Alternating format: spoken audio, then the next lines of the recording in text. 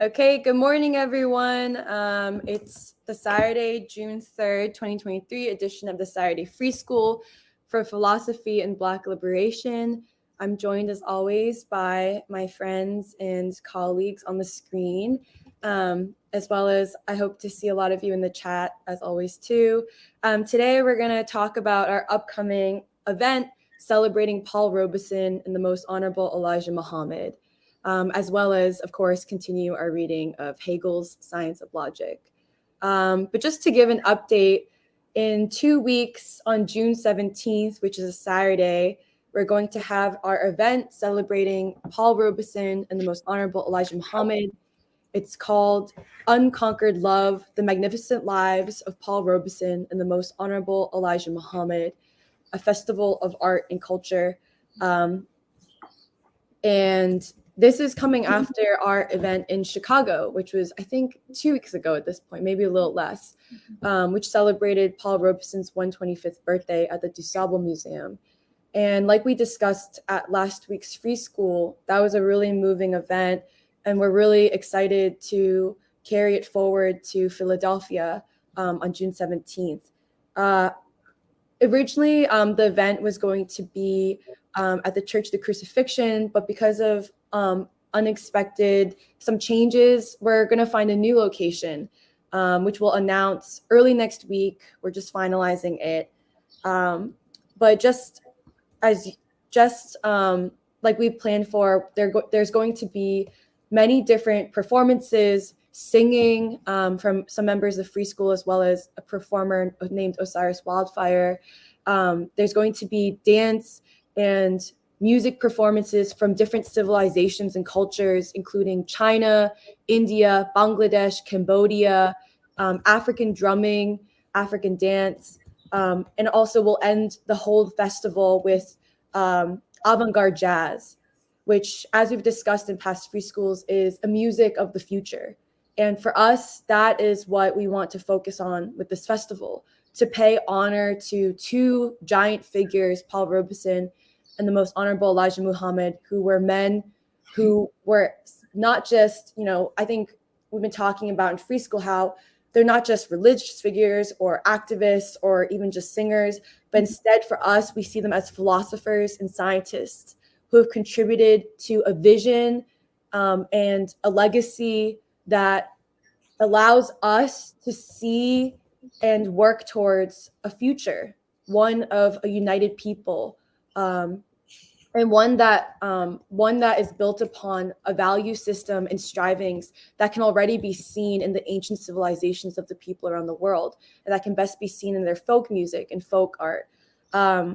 So we're really excited for June 17th to celebrate these two figures.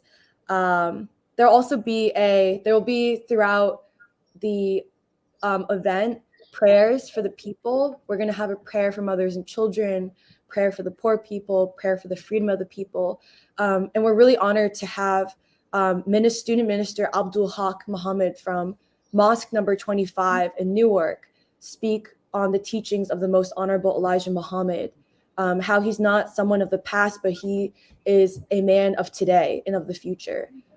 And we actually went to Mosque number 25 last Sunday, I think, and other people can also talk about it, but it was a really moving experience where we were able to announce our upcoming event.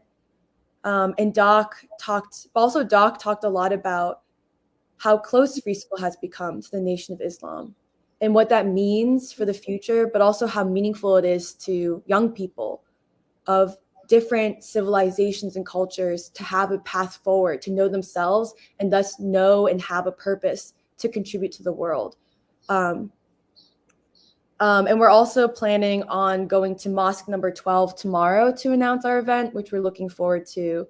But I wanted to see if Serafina or Alice had anything to say about the June 17th event and just its importance before we ask Nathan Eddy to report back on their service they attended at Mosque Maryam last Sunday. So as you can see, Free School members went to many different mosque services around the country, Nation of Islam services. But yeah, Serafina, Alice, I don't know if you want to say anything.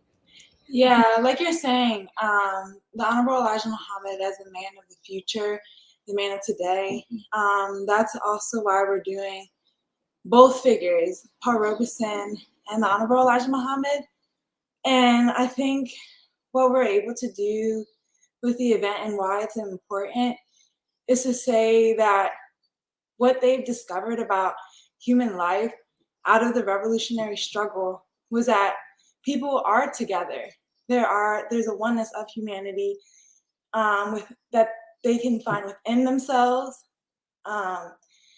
and within their civilizations, which was why we're showing all these different kinds of cultures together.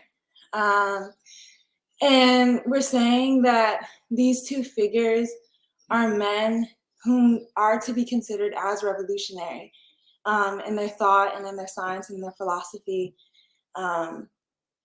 So it'll just be an honor, honestly, to see how things will kind of come together. Because the performers, the speakers, I think will also kind of like vibe or like feel off of each other.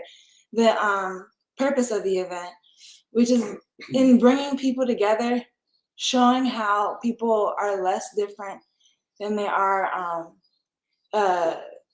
I mean that they are similar and have similar aspects in their civilizations and whatnot, but that in this moment in history, that we have all the right to stand amongst men like Paul Robeson and the Honorable Elijah Muhammad, because the basis in which we come to these conclusions about bringing culture, art, and civilizations together is on Martin Luther King's World House and our constant studies in general of the civil rights movement, of Du Bois, and like we're saying, of Paul Robeson and the Honorable Elijah Muhammad's life and legacy, basically. And we're building off of solid ground. So the festival doesn't just come out of nowhere, but it also represents another option, another outlook in a moment when people needed to also believe in themselves and are able to see that they can be amongst the future of the world. Like we're talking about with China and Russia becoming one or becoming closer together. We're also a part of that world too. So I don't know if Alice wants anything to say, but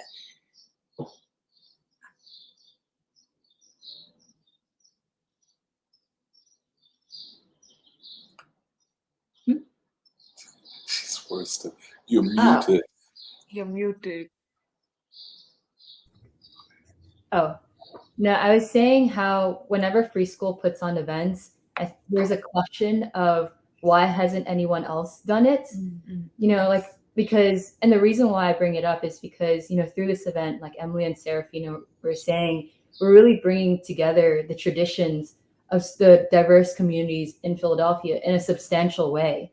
You know, what is the legacy and strivings and struggle that, you know, whether it's the Mexicans, whether it's the Chinese, whether it's the Africans in Africa and in America represents, and for them to come together and dialogue with one another. And I think because of that, like one of the biggest like concepts that we're trying to bring about in this festival is this Afro-Asiatic reconstitution of the world. Because in Free School, we're always talking about what are the sets of new values that need to be revived and put forth in the situation that we are right now, you know, with the collapse of America and the West, and the poverty and violence. Like, what is a different sky? Like, what is a different future that we can put forth? And I think it's always been represented in the ideas that we talk about, in the figures that we look up to, and also in the art and music. You know, art and music as a way of representing the strivings of people to imagine and to create. And we've been thinking a lot about how to represent this, and in a way that really does uphold and celebrate the legacies of Paul Robeson and the most honorable Elijah Muhammad, because these are figures that, you know, people remember, but at the same time, many people don't know about, many young people don't know about, as figures who can really set an example for the kinds of people or the kinds of human beings and the lives that they led, so that we may live in their examples. And I'm excited because part of planning, we're trying to like put all the pieces together, but a lot of it also comes, as like Serafina was saying, which is in the conversation, like what happens when an African drummer sees when African drummers see also the Bengalis dance, like what happens? Because I know the last time we celebrated the 10th anniversary of the Free School, it meant so much for the Korean drummers and dancers. They had never been in something like the Church of the Advocate, or to see jazz performers, avant-garde jazz performers, and I think this is really significant, and I'm really excited for it. I know in planning sometimes like there's so much to do every week, and but ultimately I think this is something that is extremely important as we talk about a new world coming into being, for people to come together, to talk, to see one another, to know each other. Yeah, I like that point about what you said, that why hasn't it been done before, when this is like almost the only logical conclusion of our worldview, of like the only thing to do in this time. But I like it because it's also saying that in a moment of like confusion, we're unafraid to show Paul Robeson and the Honorable Elijah Muhammad as men similar with each other and standing together in the same garment, like wrapped together. And well, also in the struggle, like, because I don't think like those two figures are also like kind of like bouncing in my head a lot, because it's like, why, why are we putting these people together? Like, why do they make sense? And like you said, Alice, about the Afro-Asiatic reconstitution of the world and how we're seeing it, talking about it, seeing it develop and stuff. This is something that the Honorable Elijah Muhammad and Paul Robeson both talk about, like the unity of all civilizations. Paul Robeson in his like studies of language and song, he saw this universality of different peoples. In the Nation of Islam, they believe in the Afro-Asiatic, what is it, black man or Afro-Asiatic? Well, like the Asiatic black man. The Asiatic black man is what I mean. So like embedded in their philosophies and ways of seeing the world, both people also saw this future of humanity that we're now seeing coming into being or into fruition, and we're also putting together in this festival as well. So there are similarities rather than differences between these two people, because also like the Nation of Islam gets a lot of flack by the white establishment, and a lot of people want to put down the nation. But there is a revolutionary essence of the Nation of Islam, and we're not afraid to stand by them and understand that they are almost one of the healthiest parts of the Black community today. And not only that, but of America, which also includes the Asians, the Mexicans, and so on. Poor people, period. So, and like we're in addition to our festival, we're gonna show an exhibition dedicated to the Paul Robeson and the Honorable Elijah Muhammad. And in discussing the exhibition, we discussed these very things, like the ideas that bring them together, like how can we show, like through art and historical photos, like what emerged from these two people, because they are two men who are born, whose fathers were slaves, So the period that they came up in is a part of what they became to see as they matured as men. Like Paul Robeson, and like as he grew up in the Harlem Renaissance and stuff, and either when he went to overseas in London to study, he saw the struggle against fascism, and he knew how to see or understand democracy. And in the same way, the Honorable Elijah Muhammad, I would assume, had a parallel trajectory.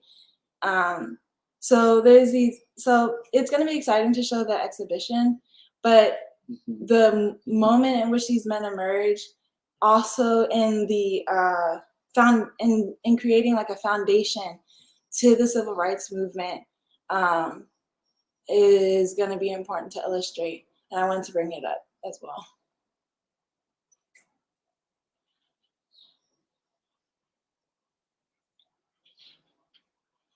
You know, I agree with what everyone is saying, but it's a way of forging a new level of unity in the struggle for world peace and for humanity at this moment. And I agree with Serafina, and in fact, Johan had brought it to my attention that I don't know whether it was on Twitter or where. I know Johan posted something about the festival, and someone wrote a response in an ugly and nasty attack upon the Honorable Elijah Muhammad. And this is not new. When they're not attacking the Honorable Elijah Muhammad, they're attacking Minister Louis Farrakhan. And a lot of them want us to believe that, well, they attacked the Nation of Islam in the name of upholding Paul Robeson. When in fact, they distort him and dismiss him. And for us, and the more we have thought about this and organized it, our conversations, these two great traditions of Black resistance, in conversation, through art, through music, through their own words, through representatives of the Nation of Islam and so on, is a way to elevate the unity of the people, and not just of the Black liberation struggle, because now it's becoming apparent that the message of the Nation of Islam is touching Asians and Mexicans, and we didn't mention that Amina Mohammed is preparing a statement to be delivered. Amina Mohammed is a Chinese woman, activist in the Nation of Islam in Southern California. So this is the spirit of forging unity.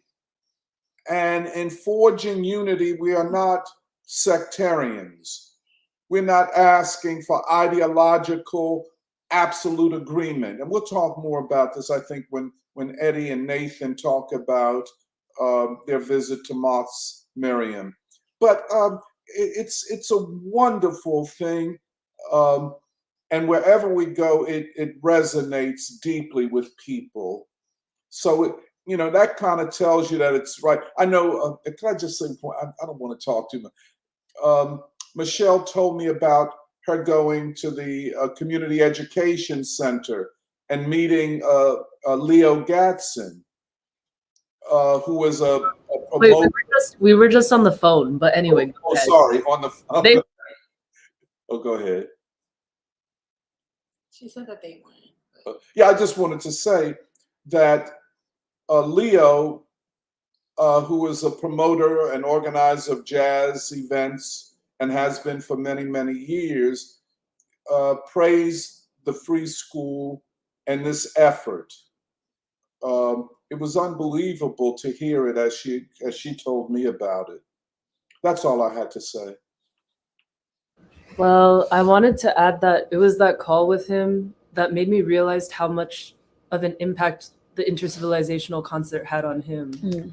Yeah, because that was the first time that we had really conversed since that event. But if you remember, he was present for most of that entire day, I think including some of the tributes. And Yeah.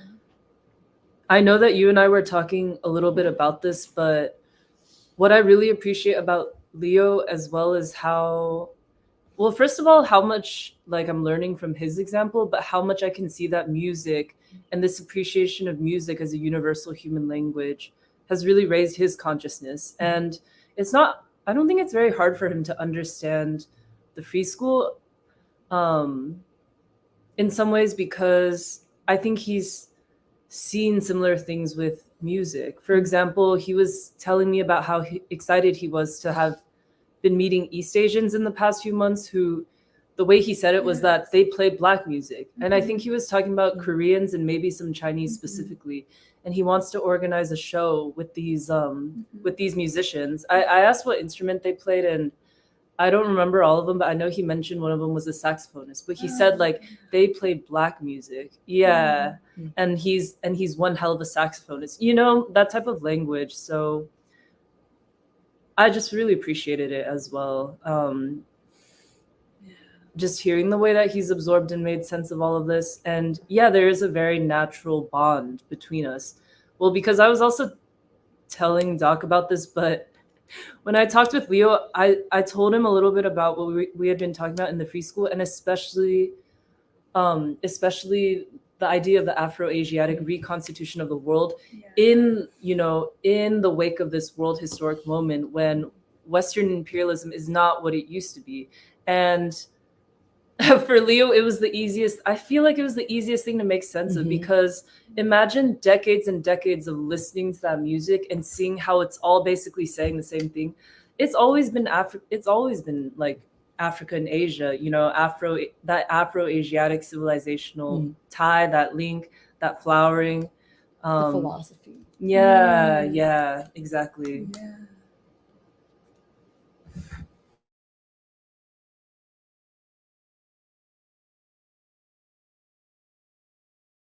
Yeah, maybe it's a good segue for Eddie and Nathan for you guys to talk about what it was like being at Mosque Maryam and hearing what Minister Abel and Minister Ishmael said.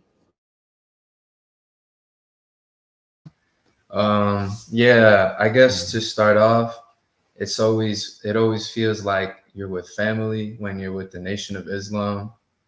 They treat you as such, and they give you that respect and love. For the what we witnessed there, I would say that it was a great love and appreciation and discovery of Paul Robeson, bringing him back to the minds of people for today. And even just witnessing Abel Muhammad, as a Mexican, it gives me great pride, because in a way I see him as the future of my people in this country, you know, with the unity of, the Mexican and the Black, I guess against, white supremacy, against, imperialism, injustice, all of that. So it's very inspiring. And for the event, I feel that one thing also to say is that people would want to say that the Nation of Islam is unscientific or making crazy claims or whatever, but all of their, and I think this is part of like their unity with Paul Robeson, is that these ideas that they have are backed up by their research and history. So to say that, but also, yeah, just this whole idea that, the Nation of Islam's thing and Paul Robeson's thing is all unity. And you could look at, I guess, today, just how it's flourished as evidence of that. You know, I felt that this idea, well, for one, also they also really appreciated all the work that everybody did in the Indian conference. I felt that the love that they showed to me and my brother was also all completely directed to everybody of the free school that worked really hard. So thanks again for all of that. But on this idea that I guess the teachings of the Honorable Elijah Muhammad and of Paul Robeson as like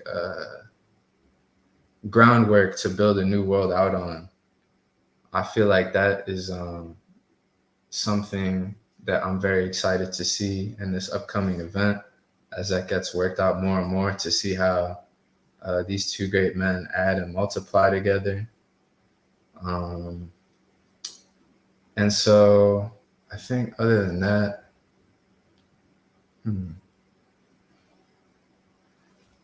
I think that's all I have for now, but I keep thinking. If I could add to that. So yeah, it was the Sunday after our event in Chicago that Minister Abel will send a gracious invitation to all of us to attend mosque. Nathan and I think we're the only ones in town, so we had to go on everyone's behalf. And it was Minister Abel speaking and introducing, just giving an introduction, and then Minister Ishmael Muhammad giving the, I guess, keynote service on I think it was the teachings of life or the givings of life. You have to excuse my memory on this detail. I mean, I'm trying to think logically right now, because it was just very emotional experience to be received in this way as a fellow brother at a mosque. It was very clear and distinct when they spoke about our event as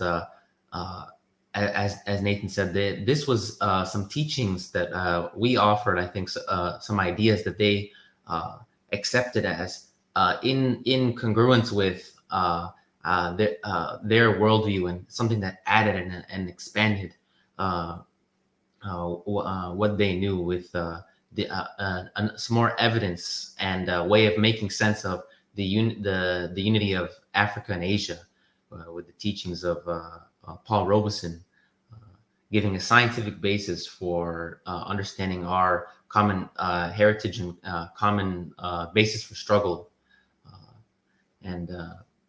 I mean, Nathan did a really excellent job giving a broad overview, so I have not as much to add. But overall, I think it was really made an impression on them to say that, to see that there were Asians that had inherited the Black struggle through Paul Robeson, and were trying to make sense of and inheriting the teachings of the Honorable Elijah Muhammad and the Nation of Islam overall.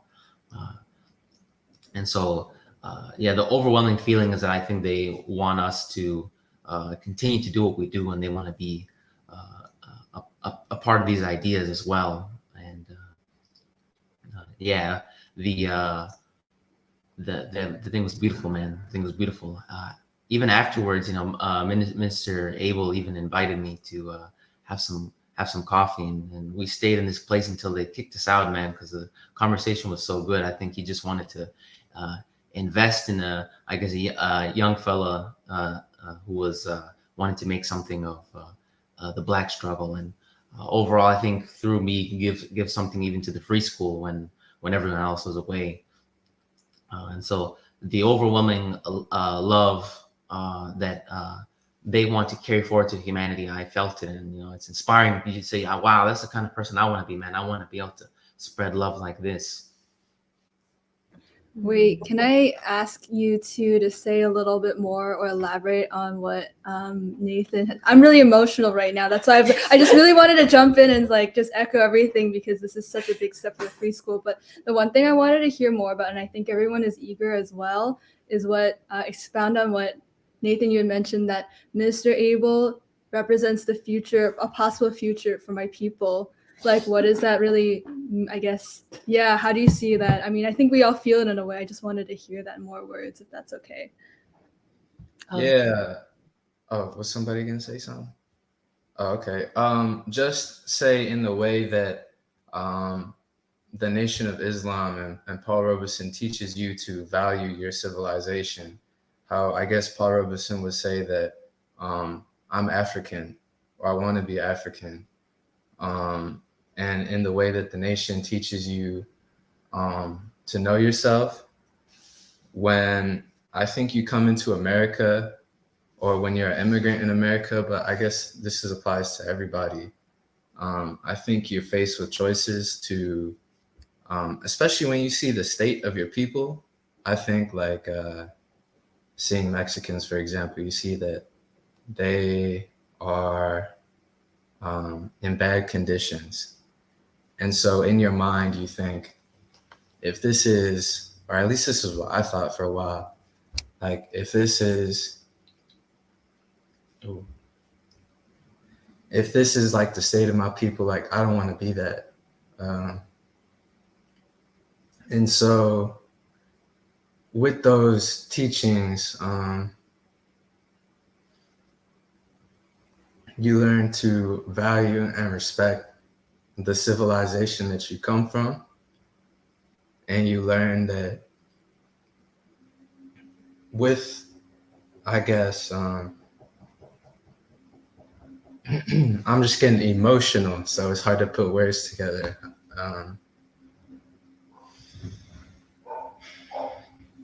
With those teachings, you learn that you don't have to give up that part of yourself, and that you could actually learn and understand that and use that to contribute to, I think, what is the remaking of this country and the ideas and struggles of, like, you know, of the Black struggle, you know, getting rid of white supremacy and whatnot, and injustice that those assumptions are based off of, and all of that. So it's kind of hard to put thoughts together right now, but it's a very freeing feeling to know that that is there. If I could add just a bit as well.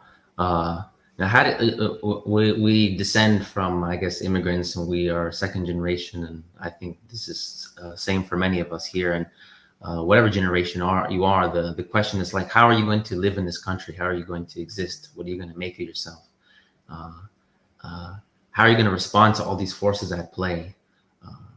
I think most people don't really have many options. So what ends up happening is that the way you end up living your life is how you're taught, which is to be white, which is to not struggle, to look down on your past, and to separate yourself from humanity, to, I guess, preserve yourself and deal with your own problems. But an example of somebody like Minister Abel Muhammad says that the way in which you strive, the way in which you do good, is to, in a lot of ways, for lack of better words, be Black in a lot of ways. The ideas that have been worked out by the Black freedom struggle, they can become a part of you, and in a way that doesn't diminish you at all where you come from. It doesn't have to be any less Mexican. And so it's a beautiful example of the kind of person that I as well would like to be, and I think that an example for all of us.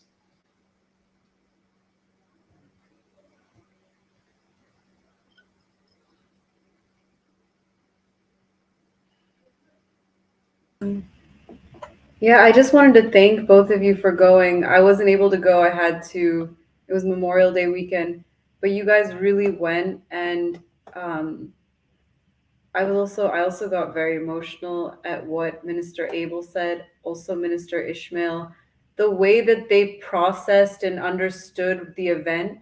I mean, it really shows. I mean, I also got emotional seeing videos of the Chinese woman, Amina Mohammed. I was watching videos of her, and I was just thinking that, I mean, it does feel like a prophecy unfolding, you know? I mean, because we're doing this and we're organizing these conferences and we're working hard and we're studying and we're learning, and you need some kind of faith, because the whole world is just completely against you. The people are with you, but the entire society is set up to derail you, to make you not do this, to become white. And it's in times like this when everything becomes clear. And yeah, I mean, the way that the nation practices religion, this is how religion was meant to be practiced. This is the purpose of religion, to be in contact and conversation with the masses of people and their aspirations and the way that they understand the world, which is the truth. And I think it's the first time in a while that I've really believed in religion like that, as a means of liberation. And yeah, just beautiful people. So, I mean, the messenger is the message. Minister Abel, a beautiful man, and his wife. I really loved his wife. I don't remember her name, but she was sitting in the front row. I was so nervous about during the whole event, and she was just an anchor. She was appreciating, and when some people were asking these questions, she was just like, her energy was just like, keep going, it's okay. It was so good. It was so good. But I just wanted to thank you both for going, and yeah, just thank you. And yeah. If I can add, yeah, it was. I also listened to the recording. It was very beautiful. I mean, first of all, it was a great. How should I say, validation of the free school to get this kind of recognition and applause from the floor of Mosque Maryam. I mean, that means more than 1,000 Ivy League universities or 1,000, I don't know, whatever you want to say, more than the White House, more than anything, I think, for us. And but also, yeah, I mean, what they were saying in their speeches, I believe it was Minister Abel who talked about when he gave so much appreciation to the documentary and said he was moved by it. And but also to our a goal in doing this conference and in this entire year of Robeson is, like Jeremiah, I think, was saying last week, the methodology, the ideological struggle is about bringing these questions to the people, bringing these ideas to the people. So we're bringing Paul Robeson to the people, and we recognize the Nation of Islam as a great organization of the people, especially of the Black and other proletariat. And so to hear them engage with Paul Robeson in this way was such a beautiful thing. And I think it was Minister Abel who said that, Paul basically talked about Paul Robeson's idea of the unity of the darker peoples. And I think he may have referenced what Doc said as well about the Afro-Asian reconstitution of humanity. And basically said this is exactly the message of the Most Honorable Elijah Muhammad. And I believe he said, actually, that this was his prophecy, was that these darker nations will come together, and that we are now seeing that. I mean, it's interesting also, they think in a very long term, for when they talk about the end of the white world, Judgment Day on the West, and all that is a long process, almost like a cycle, like we've discussed previously with Du Bois's understanding of history. So they were basically saying that this part of the cycle is now coming, and that things like they were implying that the conference and organizations like the Free School are evidence of this, cyclical movement of history, and that was beautiful. And then Minister Ishmael, in his presentation, also spoke in a very positive way about the event. And also, I think he tied it with education and the need to educate the people, especially the youth. And he shared with the congregation of the members of the mosque about Dr. Montero and his firing from Temple for teaching the works of W.E.B. Du Bois, which I think is a great affirmation of Doc's work. But again, also the Free School, the fact that we are trying to do what the universities and even the departments of African American Studies and Africology or whatever are failing to do, which is teach people, not just teach people, but bring these questions to the people, bring Du Bois to the people, bring Robeson to the people. And I absolutely feel that this is an essential part of what Doc was saying earlier, the building of a united front for world peace. which is so significant. I mean, it's now more necessary than ever. All the news coming out of Ukraine, nuclear weapons, World War III, and all these other so-called anti-war and left organizations are completely blind on purpose when it comes to the need to connect with a great organization of the people, a great religious organization, a great, organization for the remaking of America, such as the Nation of Islam. Definitely not going to hear that from Norman Finkelstein, which I think we'll talk about later. But... Or Noam Chomsky. Or Noam Chomsky, yeah, that's true.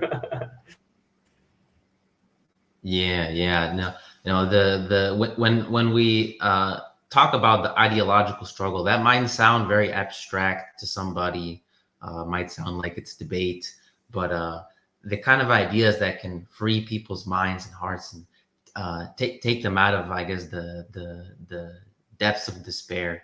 I think that the Nation of Islam are scientists in this regard on how to unleash the full human potential, and for them to see what we're doing in the ideological struggle for ideas that can remake the future, which is to mean liberate the human mind.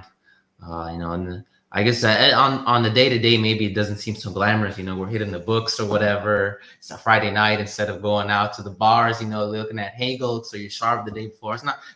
I think that's pretty cool, to be honest. Maybe not others, but when a beautiful occasion of other people that are committed like that say that what you have to offer is in service to the people, and we're going to use it. They've been really so many people were trying to get me to share the documentary. They're like, give us the link, give us the file. We want to show I want to show this to my kids. I want to a lot of teachers. We need to show the children this.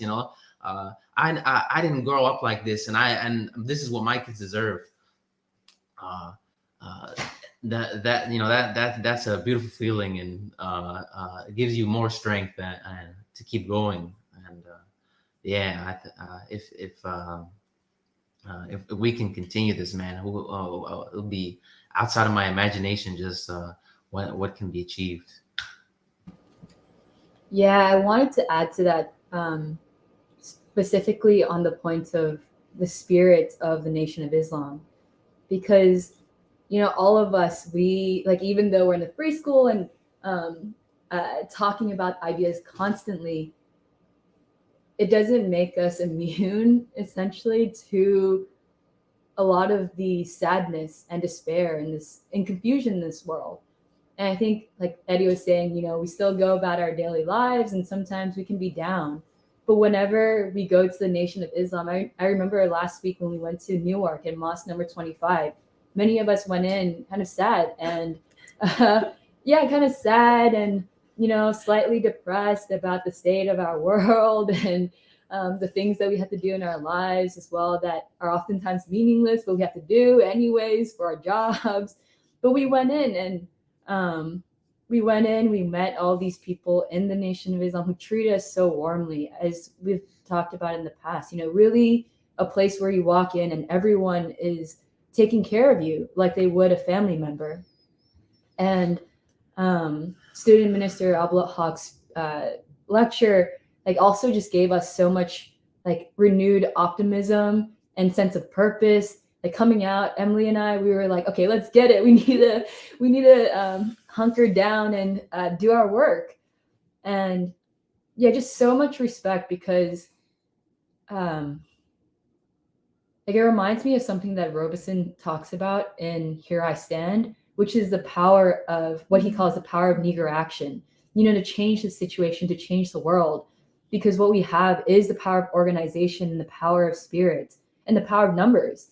I don't think there is an organization like the Nation of Islam existing that is, really uplifting people who are so downtrodden, people who are poor, people who are working, and to give them a sense, as Nathan was saying, a sense of you come from a people who are strong, and that there's still work to be done to continue to strive for your people. And the spirit and also the organization how like whenever you go to service, so disciplined.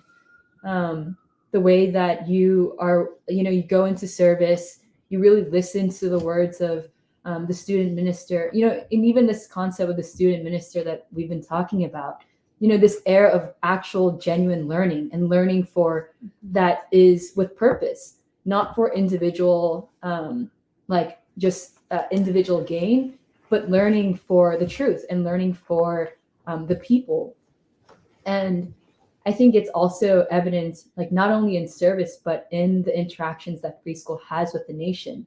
Nowhere do we get like such a reception for when we want to, have an event, when we want to go to service. Are people so disciplined and welcoming of actually following up? And, even in my interactions, so we've been reaching out to Mina in California, and she has a million of things that she's doing.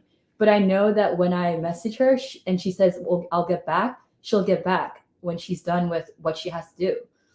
And that's the sort of trust and like actual caring for the mission that is so rare in our times and needs to be protected and cherished. And I just want to say, like, I really, really respect the Nation of Islam, because I think what they're trying to say and do is exactly what we're trying to say and do, and the kinds of people we want to be. Because, and this was reiterated when we went to mosque last week, where Doc went up to, to talk about the event on June 17th. And he shared with the ministry, like, thank you so much for how you've treated us. And it means something that we are good, decent, like we are trying to be good and decent people. And everyone, like, they knew what Doc was saying. And I think it meant a lot to them to say that it matters to be good, decent people. I just wanted to say one more thing about the nation that I think is really important, that I've just learned from watching some videos. They really are so good at like ideological clarity and the ideological struggle. They defend their leaders in a way that the whole academia has completely muddied and just dragged people's legacy through the mud. Robeson, the Duberman biography, he was a sexist, all this BS. They don't allow it, they don't stand for it, and they stand up to it. And that is to be really admired. And I think also that's also where we share a lot in common with them, because we don't allow anyone to put down our leaders. And so, yeah, I think that's a very, and yeah, I mean, I think it was important, like I think this is another racist attack by the white left. I realize they've been using a lot now that we're sharing this, is that, oh, they killed Malcolm, the nation killed Malcolm. And it's just, this really has to be exposed as a white supremacist lie. It's such a white supremacist lie, and they should not be able to say that as a cover for their own just complete racism. I just wanted to mention that. I just wanted to add something to this. Like the points that were raised before about like education and how the universities are failing at it. I think it is. There are multiple thoughts running through my head right now, but what I was thinking was like the Nation of Islam like constantly like stresses on this point of like using like your knowledge comes with a responsibility to the people, and it also should like inculcate in you a sense of humility, and you have to look towards people. And I think Nathan said this last time in the last free school, that like Robeson represented like the scientists who look for evidence within the lives of people. And I think it's in a way this is what nation also believes in. And I think like putting this in contrast to all the intellectuals and the students that come out of these universities, especially some of the questions that were raised in the event after the panel discussion, it makes me think that like I think it's high time that people coming out of these universities just sit back and question like the assumptions from which they're operating, and also like learn the sense of humility a little bit, to look at like what the other person is trying to say and evaluate it before you speak. And before you, I mean, I think that that's really important. And I also wanted to second what everybody was saying, that like looking at all these people, from all the ministers and all the members of the mosques that we interact with, it really teaches you like this is the life that you want to lead. Like this is the humility with which and the love with which that they interact. It pierces everything else. Like forget ideology. Like at this point, this is a quality that even if I'm not ideologically like I mean awake in that sense, like even if I'm not strong like in terms of my ideas at this point of time, I can recognize value looking at you. That the way you're leading your life and the sort of like values you uphold, they sort of speak to me instinctively. And that's why like I mean these are like role models that you look up to. That's what I wanted to just add.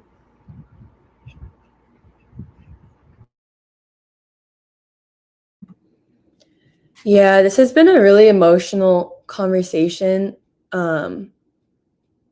It's almost like when you get so emotional, you like become like a little bottleneck where there's almost so much to say. But yeah, the reason I was also really moved at the Newark Mosque was after, well, first of all, the way that the Newark Mosque invited Doc to speak at the podium, which is the way the only people who speak there, right, are members of the nation. And like just the way that, for me, I think it really moves me the way people treated you, Doc, like inviting you to the podium to say something. But then also at the Chicago event, the way that Minister Ishmael and Minister Abel at the event, but then even the way they talked about free school and you, Doc, at service, is there's so much sense of recognizing, like, yeah, just recognizing almost the prophetic idea of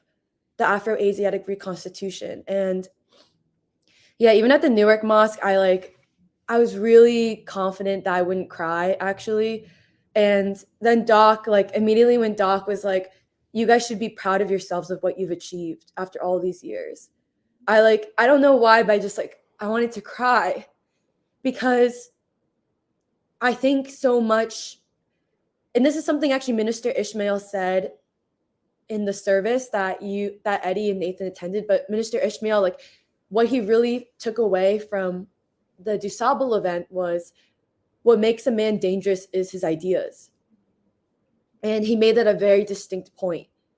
And I think, and it's in like this thing, it's what you were also saying, Magna, about the clarity that the nation has of all that has been taken away from Black people in this country for a reason and deliberately.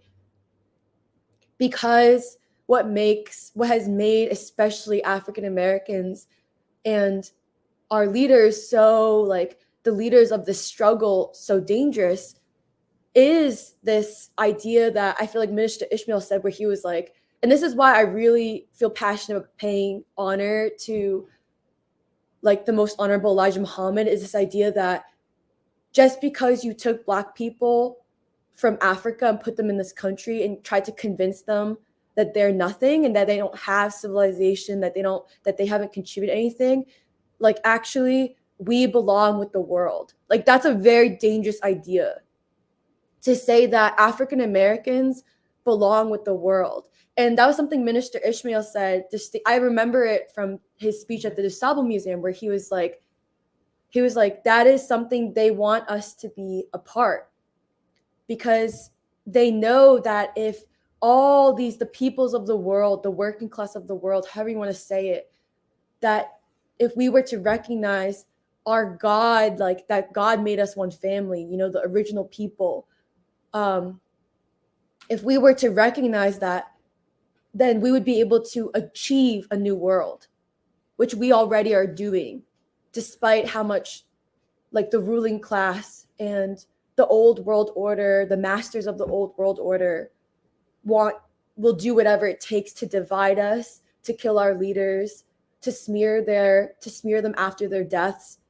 And I think that's why I was really moved when Doc, you were like, you guys should be really proud of yourselves, of the leaders you have produced. Like you should be really proud of the quality of human beings that you have continuously produced despite everything. And that really I think touches me. And I also feel like the reason why it's also really emotional is because in a lot of ways I think I really see myself as a disciple of like the language is really interesting to me. Minister Ishmael, he was saying, he was like, Paul wrote like what he really got from the event in Chicago was Paul Robeson, the most honorable Elijah Muhammad, like the honorable Louis Farrakhan, but then even like Du Bois, but then even like he was like, our leaders are crucified, and he said, are we going to allow our leaders to be crucified, or are we going to do something about it? And like that really is moving to me because it's like I think it's a big fire within my soul of like I am a disciple of Du Bois, I'm a disciple of Paul Robeson, I'm a disciple of the most honorable Elijah Muhammad. Like I'm a disciple of a great human tradition that has evidence everywhere, and I won't let that evidence be buried. And like instead I'm going to do the opposite. And that's also why I think it was really moving when Minister Abel made that point where he said, when he was describing the event, he was like, you could tell he was almost in awe. Like it made him so happy because this is everything I think the nation tries to do. But he was like, when those young people at the museum realized that they couldn't find a documentary on Paul Robeson, he was like, he told the entire mosque, he was like, you know what they did? They made their own. And I feel like there's this spirit of like, this is the education you give young people, where you will not find like the right value system. You will not find the right education. You will not find things that are meant to give you purpose, to build you into a strong human being, into a strong leader you're meant to be. But you know what? Like we will do what we within the nation, what we're going to do is we're going to do it ourselves. And I feel like that's free school to me too, where it's like, you know what? We weren't given what we were just like what we deserved, like the knowledge of self, the knowledge of our history, like the tools and the spirit, and just the feeling that I have something, like I have a role to play in the future. But it's like here in the free school, this whole thing of like we're the teacher of teachers. It's like there's this big belief, just like Minister Ishmael said, the most dangerous thing about a man is his ideas. And for us, it's like, you know what, like what we do, our ideas, what we do every Saturday, it's dangerous because it's revolutionary. And that's how I really like, and if I want anything to come out of this June 17th event, I want people to know the names of these two men who were dangerous for a reason, because they were revolutionary. Because within their ideas, there is something revolutionary to unleash the potential that young people already have when they're children, which is young kids, like they're expansive, right? Like it's almost, they're limitless, expansive. Like, and within like you said in the beginning, Doc, like we're forging a new level of unity, but we're also forging a new knowledge, like a new worldview. We're forging a new philosophy, like synthesizing a new philosophy that like we're so lucky that these leaders have left and that the nation has continued to like build upon. And what we're going to do is we're going to lift up these two men who need to be known. Yeah, and I just wanted to share that because especially when Nathan, you were talking, like I was like, oh God, like I could feel so many feelings coming up. And this was me also just talking out loud of, yeah, just how much all of this means to me. And this is exactly what I think children today, like this is what I would want my children to know. And this is what I would want all the children on this planet today and all the unborn generations to know. And like, we didn't completely have it, but we have it now. And like I feel like our lives' dedication will be to make sure the children, like in the future, will have it more than we had it. Yeah. I was thinking also about this, like the comment somebody left on, when Jahan shared the flyer or something. But also this thing Nathan was saying about always, nitpicking and criticizing these claims that the Nation of Islam makes and calling them unscientific or ridiculing them or whatever. I mean, none of these are like, none of these are because people disagree with what the nation is saying, or they think that, they're wrong, but it's because it's a Black institution. It's an institution of and for and by Black people, and they want to destroy it. They don't want Black institutions to survive, especially one that's as strong as the Nation of Islam and that has such a huge contribution to make in developing the consciousness of Black people today.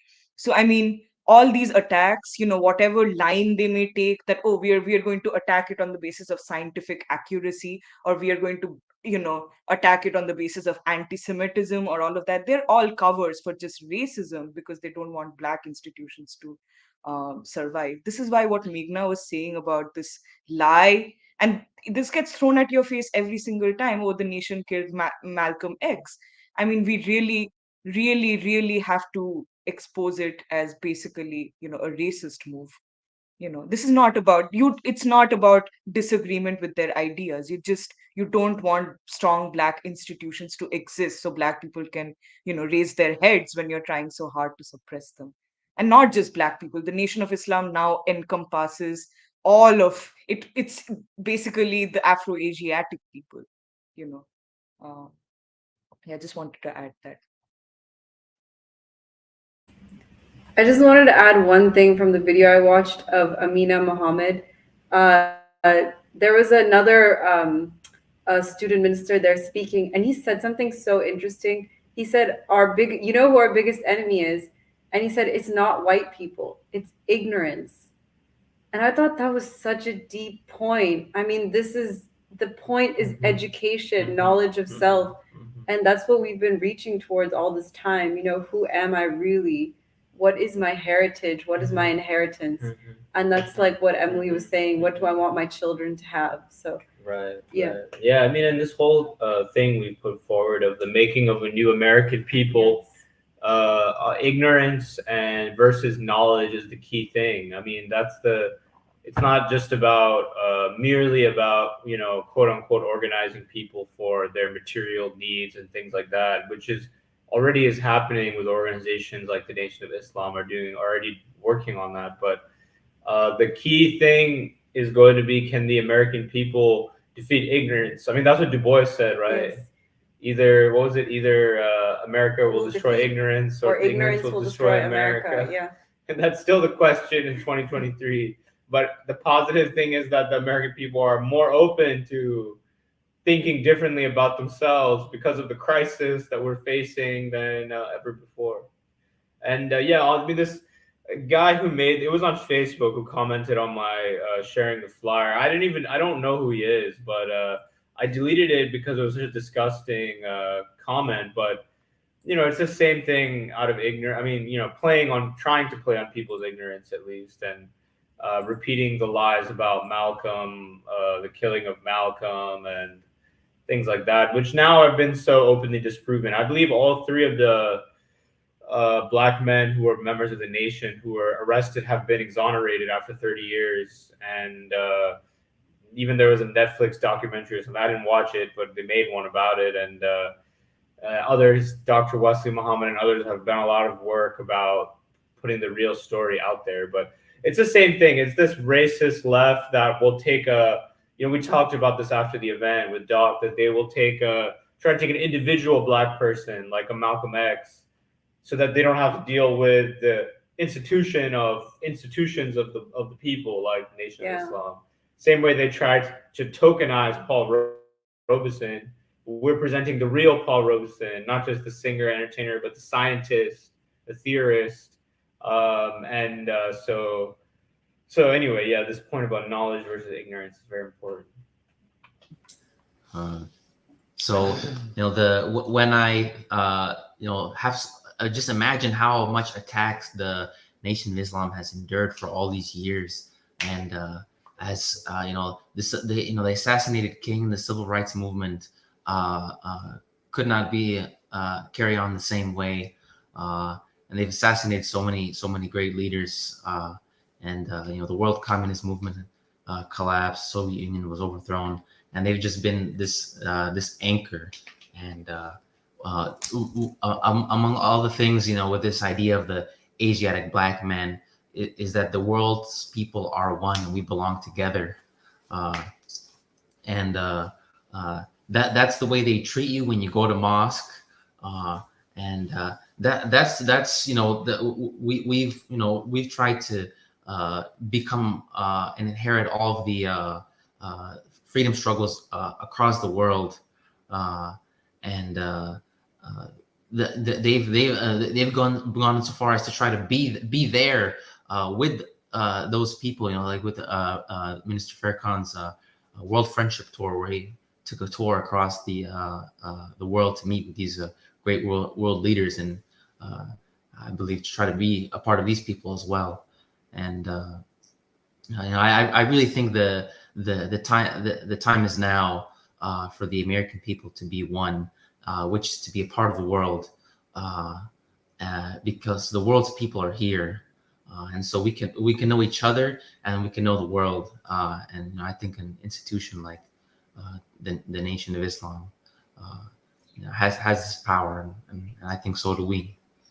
And so the opportunities are bountiful and ripe, and I'm glad to be alive and young in this moment to see it through with all of you.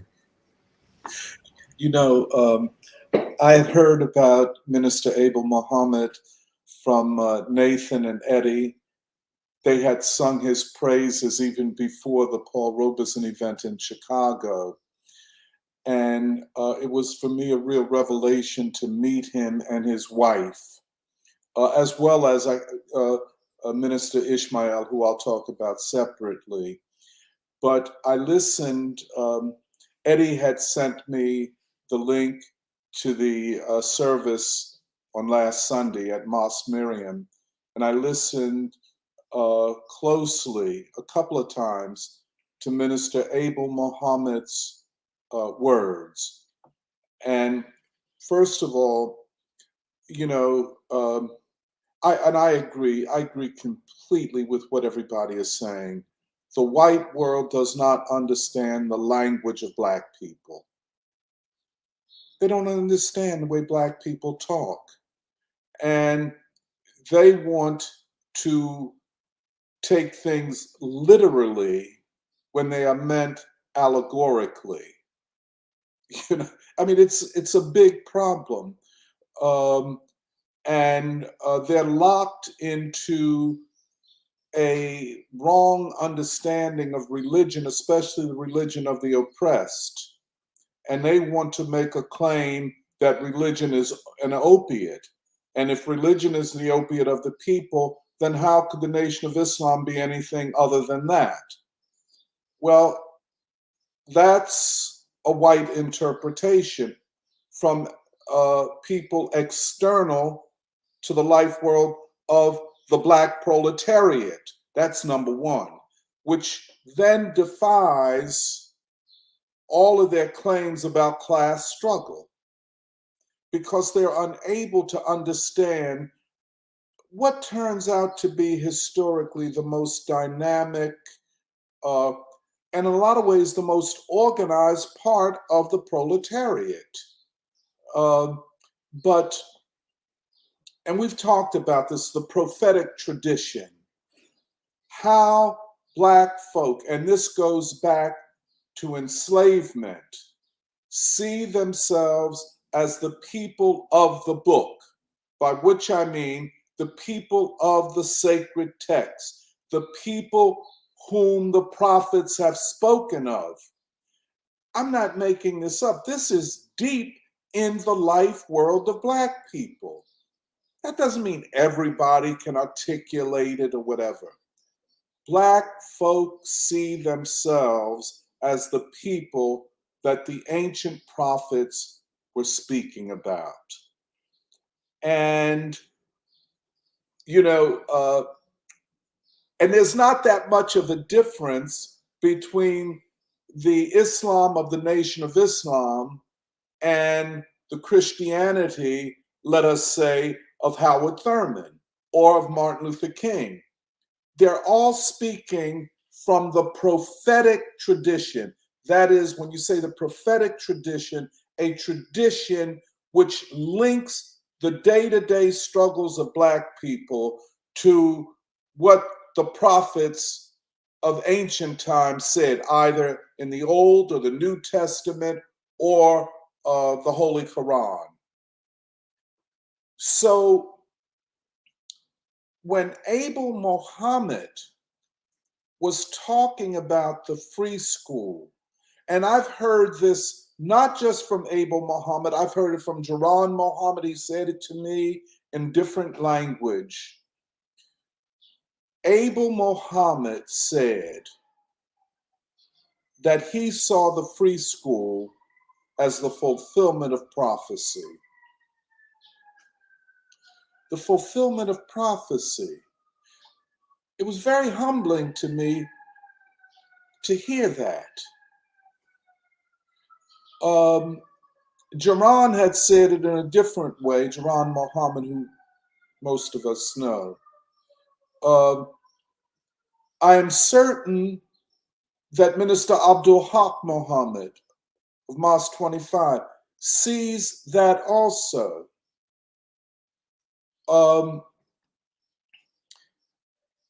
The other thing is, when a person like Abel Mohammed says things like he said about the free school, in essence, he was saying, these are good people. He was also saying, they are no different from us in the Nation of Islam. We are one with them, and they are one with us. There is no higher appreciation for the work that we try to do against many obstacles, by the way.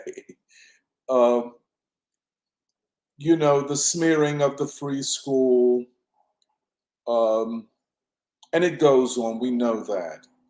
But to have our work appreciated and acknowledged by an institution like the Nation of Islam is very significant and very important. The other thing is, and I think we should say this straight up, Black folk who are fighting for their freedom have never waited for white people of any political stripe to tell us we're right or wrong. And that's one thing about the confidence that one sees in the Nation of Islam, which is very impressive. They are not waiting for white approval. You know, and that was nowhere better manifested than in the life of Muhammad Ali. In all of his public statements in his time of travail, where he didn't know whether he was going to go to jail, and he was prepared to sacrifice making money and having an athletic or boxing career. One of the things that stood out about him is that he never betrayed the values and the prophetic vision that he got from the Honorable Elijah Muhammad. And when they talk about the Honorable Elijah Muhammad as a messenger of Allah, a messenger of God, you know, that even the allegory, you know, and I'm saying, you know, if you, because we're going to talk a little bit about, you know, these modern day so-called Marxists who cannot hear the cries of the oppressed. They trivialize the long history of enslavement. And you all are right. Both the Honorable Elijah Muhammad, he was born in 1897, Robeson was born in 1898. They're 1 year apart. Their fathers and mothers and other relatives were slaves. They saw lynching. I think the Honorable Elijah Muhammad's father had been lynched. That they fled from Georgia because they were fleeing terrorism. And to trivialize that, even if he is wrong, and I don't think he is, he has every right in the world to articulate his vision of a path to freedom and justice. And everyone has the obligation, almost a moral obligation, to listen to the cries of the oppressed. And again, this idea of Black folk who see themselves as the people of prophecy. Even in the case of the Nation of Islam, because, in traditional Sunni and Shia and other forms of Islam, Prophet Muhammad of the 7th century was defined as the last prophet in the tradition of the Abrahamic religions, that is Judaism, Islam, and Christianity. The Prophet Muhammad was said to be the final prophet. But the Nation of Islam says, no, God came to Elijah Muhammad, and hence another prophecy. Now, it's not a matter that we don't have to solve that theological problem, but just to be aware, the claim that God brings to all oppressed people a prophecy, a vision for their freedom. And that's basically what they say. And of course, Minister Ishmael Muhammad is the son, the biological son of the Honorable Elijah Muhammad and his mother, Mother Tainetta Muhammad. This has only recently been spoken about in the Nation of Islam for obvious reasons, which we don't have to get into right now. By the way, some of it having to do with the son of the Honorable Elijah Muhammad, Wallace Muhammad, who after his father died, went out of his way to denounce his father. I mean, unbelievable, that's why Ishmael, when he talks about Minister Louis Farrakhan as making his life, Ishmael's life, possible. This is very, very significant because Ishmael could have easily walked away from the teachings of his father and become a Sunni Muslim and kept his mouth shut. But it is the second resurrection. Jaron always tells me it should be called the second dispensation. But to my mind, they always called it the second resurrection, and it's known as that broadly. It is a second resurrection. And the recapturing of the vision of the Honorable Elijah Muhammad and expanding upon it. And my last point, this second resurrection in many ways is different than the first.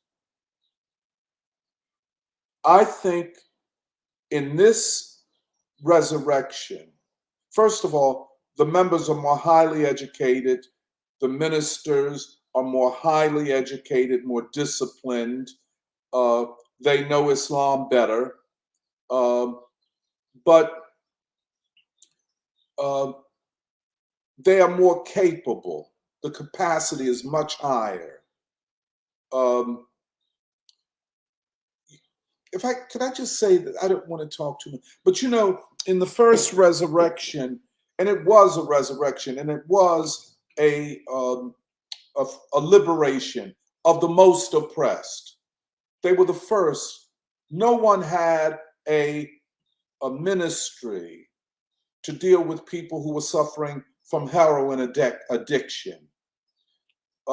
Just like you see fentanyl sweeping among white people today. Well, that's what heroin was doing in the Black community in the 50s and 60s, and even before.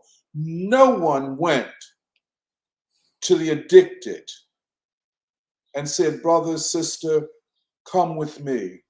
I have a teaching that will help you liberate yourself from this addiction. No one had a prison ministry. That's where it started, with the Nation of Islam. And just like when we were at Mosque 25, there were a group of maybe 10 Black men,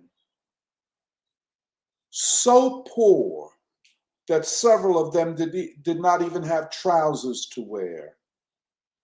One was wearing these long kind of basketball shorts. Another was wearing sweatpants. These were men who were obviously in homeless shelters and came to the mosque. Very respectful men. And one of them, without pants, in the French Revolution, they were referred to as sans culottes, those without trousers. And he came up, and it turned out that he and Abdul Haq Muhammad had gone to high school together.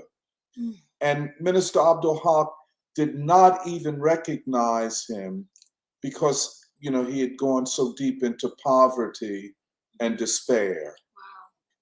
But the Nation of Islam has always reached out to the most oppressed, the most impoverished. And it is to their great glory, I guess you can use that word, to their great honor that they have done this over the years. And they don't, kind of pat themselves on the back in doing so. And they are just what you see, good people with moral integrity. I mean, that's what you see. And the way they embrace the free school. And Minister Abel Muhammad, he said, if you listen, I think the way I interpret it, the Saturday free school is the fulfillment of prophecy. Eddie, am I right about that? Would you agree with me? I think you said it absolutely beautifully. I truly believe that.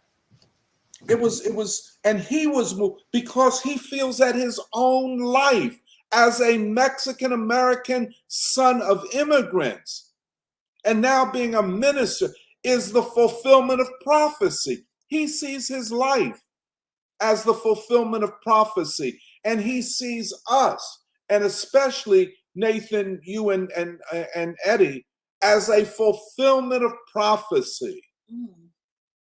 This is not a small matter for people whose worldview comes out of ancient religious texts and is rooted in the concept of prophecy. Later on, we'll be able to deal with how, quote, Marxists dismiss all of that.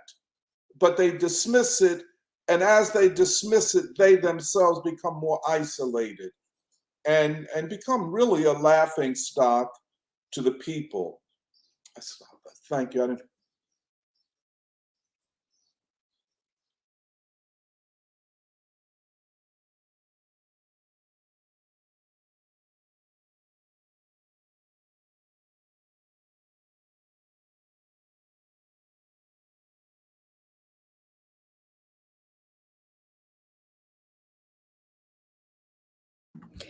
I feel like we should talk about the way, like, unless other people have things they want to say about the upcoming event, and Chicago and Mosque Maryam, I feel like we should talk about the way that Marxists don't understand this language. Because if you don't understand the language, then you won't understand the need or what it really means when we say the Afro-Asiatic reconstitution of humanity, and or even be able to imagine a new world, which we see unfolding. But Can I just, I just want to bring this up because I've been thinking about it. I was talking to Emily briefly about it. But the free school formulation of an Afro-Asiatic reconstitution of humanity as the carrying forward of the prophecy that figures like Robeson, on the most honorable Elijah Muhammad, they all represent this, the coming of this age. But then I'm also thinking that the age that we live in is the age of identity politics, like among the young people. So, everybody's talking about race and everybody's talking about people of color, but it's not the same. It's a narrow, and it's a narrow formulation, and its intention is to keep you grounded and to not expand your vision to this broad idea of the coming together of the Afro-Asiatic tradition.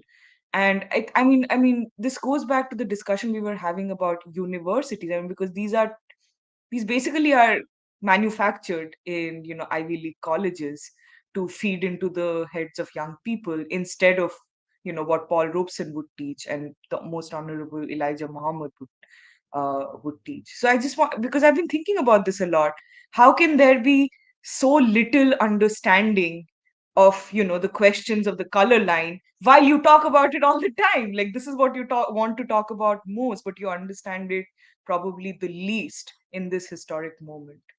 um, and this goes to the left also. I think this is the period where the left understands the least than they ever have. But yeah.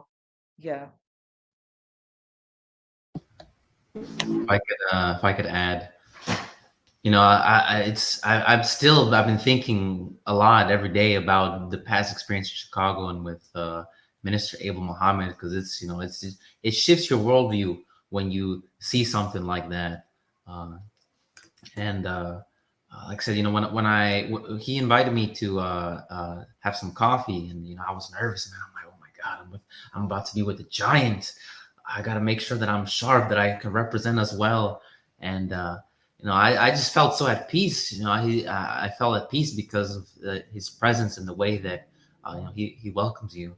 And really, I do feel that the way that he's chosen to live his life, which is to say to become a part of the Nation of Islam, which is I said it a bit last week, but I guess I'll say it again, is become part of the Black freedom struggle, which is, like I said, not narrow and in its conception and identity politics way, like Purva said, where you only care about Black people, but is the conception of freedom from the position of an enslaved people that gives you a worldview to understand your situation and understand the whole world and how to become a part of it and how to change it and evolve with it. I feel that that is how I've been able to know Mexico and my heritage. And I feel that when I talk to him, I mean, this man knows about his history deep, very deep. It's not just these ministers read the Bible and read the Quran and that's it. They're part of the world to change it. And so I think him seeing young people like Nathan and I be able to be part of the Black freedom struggle and to make these ideas ours, and to be able to become fuller versions of ourselves, Mexican and more in America. It's a confirmation for me, man. So yeah, man, feeling blessed.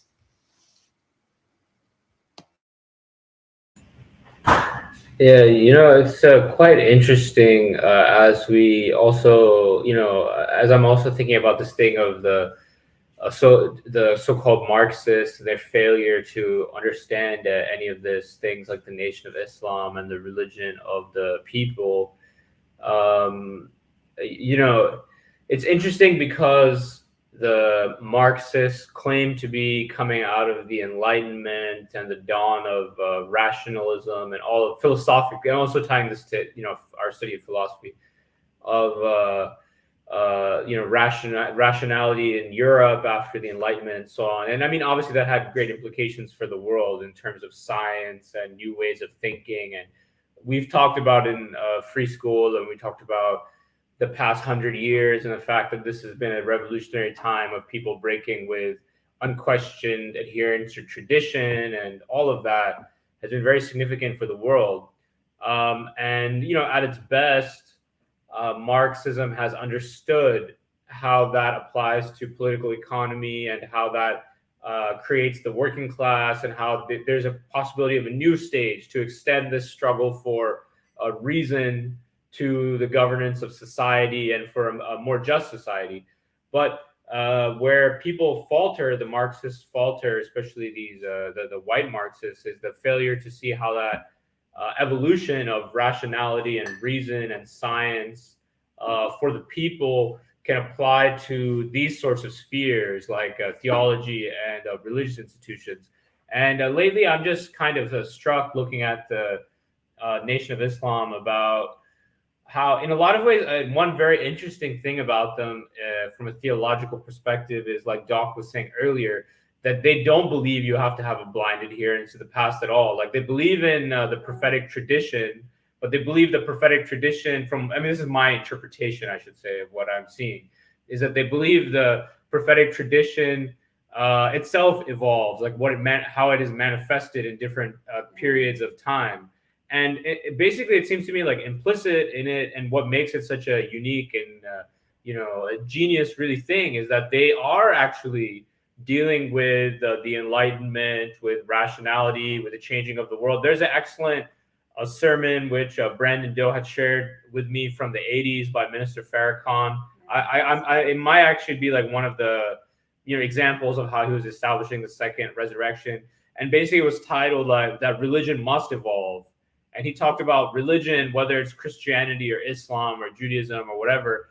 It started as a way to free people, especially the prophetic tradition. The prophets are trying to liberate their people, but over time, as it ossifies and reactionary forces take over, if the people, the masses, do not evolve their understanding of religion and theology, then basically it becomes like the golden calf. The story which is in the Bible and the Quran about how Moses' followers started to worship the golden calf instead of God.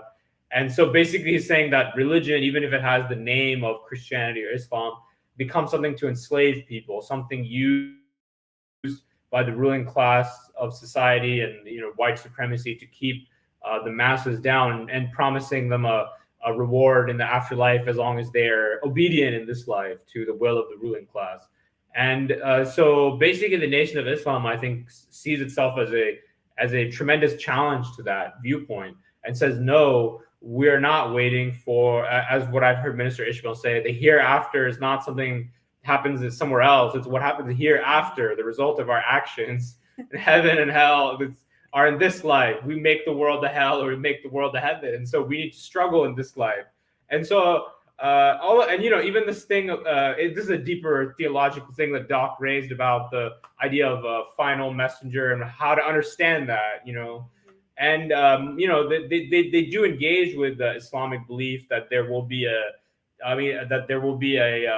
Mahdi, or there'll be a second coming of Christ, Jesus coming back, and there will be in the Islamic tradition, there's another figure, the Mahdi, who's like also a final person to bring justice alongside Jesus. So they have their own interpretation of how they view Master Farad Muhammad, the Most Honorable Elijah Muhammad, and the Honorable Louis Farrakhan fitting into those categories. And the interesting thing is also what I've heard them say, and this is something I'm trying to understand more, is that they even believe that ordinary people can become messengers, can become saviors in the plural, that there's not a single savior, but that spirit is there in great figures like Minister Farrakhan, and can even the ordinary Black person, ordinary working people can rise up to that.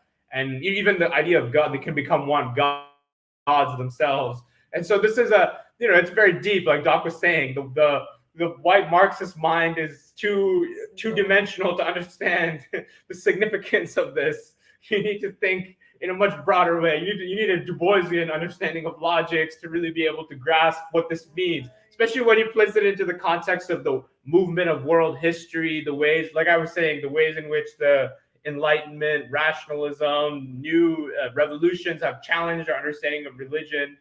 I mean, it's something revolutionary in that sense. And lately, I'm also trying to place it in conversation or in context of how in the colonial world, people started to also begin to question these traditions. And interestingly, if you look at the Islam in colonial India and colonial parts of East Africa and other places, you do see some parallels of people saying that we need to break with established tradition.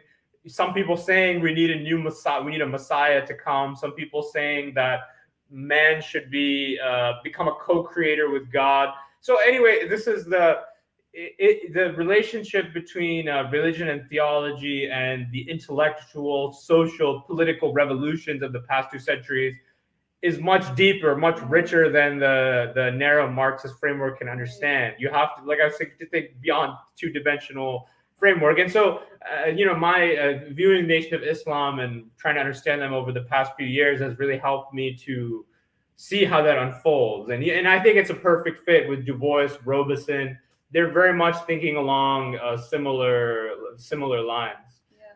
I mean, and also contrary to what dogmatic Marxists would expect, these anti-colonial figures were they were complementary with all the anti-colonial struggles and communist struggles. Like they were in conversation with the Russian Revolution. They were in conversation with all these figures, and it was very complementary. It wasn't an opiate. It was a understanding this movement in 2 different, coming towards the same conclusions. And I also just, another interesting thing from that lecture, I don't think it was the Honorable Minister Farrakhan. It was someone introducing him, I don't remember. But in one of those talks, they were saying, actually, Abraham's time, Moses's time, they were much simpler times with far fewer people, and most people were illiterate. To do what they did in these times is a million times harder, to bring this kind of resurrection and growth in consciousness. So you really need a sociological as well as a theological imagination to pull off what they've done. I think that's a really profound point, that, I mean, this is part of what human beings are capable of, human liberation. So yeah, this is beautiful, beautiful stuff. Can I add to Jahan's point? Because I wanted to emphasize what you were saying from the visit at the mosque about this prophecy of like thinking in long term, and it's about what you do after, because it reminds me a lot of what we get as a question in all our events is like, well, what do you want us to do? Like, well, what is this for? And I think that answers it a lot, like, because I think a lot of people, and especially what we've talked about too, Purba says to like young people in these spaces, it's the age of like identity politics and just doing things in the moment. But I think what our task is that it's that answer that Jahan said. It's about what you do after. If you now have these ideas, you now have the knowledge of Robeson and Elijah Muhammad and Harry Belafonte and James Baldwin and King, like you now have an understanding of their humanity. Now you have the task to expand upon that. It's not like you can just go to a march and, go to, I don't know, like the church, the advocate for one day, not the church advocate, church of like crucifixion or something. And then you go to one event and you're like, okay, yeah, that was good. And then that's it. And then there's just flatness. It's like you are in charge of what you choose to do with what you're given. And I think that's something that we all understand fully. And that's why we're here. That's why we're here together. And that is a big task. And I know that's a commitment for a lot of people. A lot of people aren't ready for that. They rather go the route of, the thing of going to a march and then posting an infographic and then having their Instagram be black for 2 weeks. And it's like Black Lives Matter. And then they go back to regularly scheduled program. And I'm not hating on those people because I don't believe on giving up on anyone. And I think that those people too can find themselves at a more like a state of maturation where they're like, that's not enough. I can't just show up for this one thing. I have to make this my life's mission. I have to stand with the working people. I have to humanize the poor. I have to like distinguish knowledge from elitist education. And I think, yeah, that's what we're speaking about is like why Marxists or why a lot of people who are in these white institutions don't understand our language. They don't understand free school. They don't understand Black folks is because they're not given a lexicon to.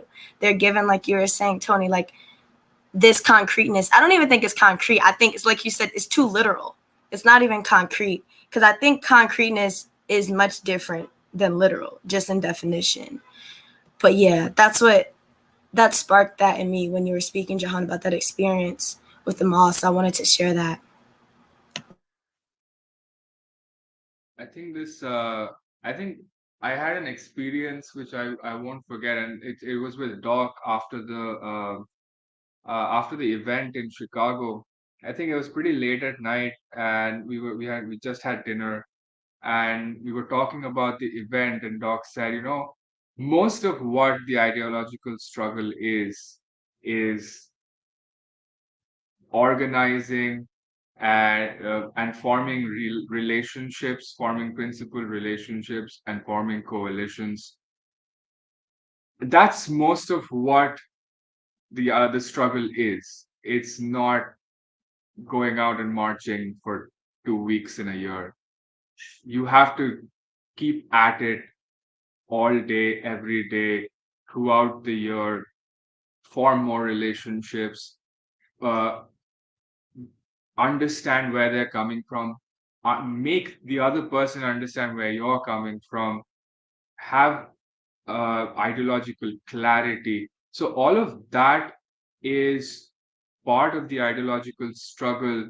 And I think what Shade was saying about this question that keeps coming up, what are we supposed to do? Well, what are we supposed to like? You wouldn't be asking that question if you come to an event and actually take something from it. I feel, and this is the real difference between, like, when we were talking about ignorance being the greatest threat to the new American people. The kind of education that you get to combat that ignorance is also important. I think that when we studied about North Korea, or we read about Cuba or Russia, when we read Russia and America, everybody had such a great emphasis on educational programs for the young. Like, from a very young age, you have to educate them so that they can learn to combat their own ignorance. So they can form the future in a way. So, but what Jahan was talking about really brought this thought out in me, where you're thinking about religion in this very narrow way, which doesn't really serve the people. But religion was a philosophy created for the people. It came from the people. It was made to serve the people. And I think of it this way. I think of religion as a philosophy. It's from the ancient times. Whatever religion was formulated, it was a philosophy on how to live life. And I think the Nation of Islam really embodies that concept of a religion as a philosophy on how to live your life in the best way possible, ensuring that everybody around you is accepted. Everybody said how warm they are, how they're treated like family. Like, I think the Nation of Islam really embodies Paul Robeson's concept of all men are brothers and sisters. That's where they connect. Yeah, I just felt a lot of things during this conversation. I just wanted to say, yeah, I agree with you all, and thank you, Nathan and Eddie. Like, you really opened up this connection for us. Really wonderful to hear your experience. And last thing I just wanted to say was that I really felt deeply when you guys said that when you sort of take this black radical tradition as your fundamental starting point, it does not take away from where you come from. It's so important, man. I feel that as well, you know. Like I have sort of taken on this black radical tradition as my fundamental guiding principle, but it doesn't take away from who I am and my culture and my heritage. I think it adds to it. It adds to it. It really uh, goes to show what Paul Robeson was talking about, uh, this unity between all people, what Du Bois was talking about, what King was talking about, the world, how everything comes together when you sort of you let go of this feeling that I'm losing myself in some other ideology. No, you're adding to it. Everything is additive, you know? Yeah, I feel like I've also just had a lot of feelings throughout all of this, but I think it's also that through like the Nation of Islam, it shows like the unity and the brotherhood of all humanity, but also it means something really special for America in particular. I think like what Nathan was saying, where I think for immigrants, you know, you come to this country and like you're lost, like basically you're severed from your heritage. And it's like when Minister Rodney was saying, like, oh, like when he was describing, I guess, how Black people, like, essentially you've been hit over the head and then you've had all of your memories taken from you. And then you're told to aspire to be something fake, which is white. And I feel like it explains so much that about basically how all of the different groups in America have a certain identity crisis that needs to be worked out, which is who am I really? Like, where do I come from? But also in this new country, like, who am I and what do I want to make of it?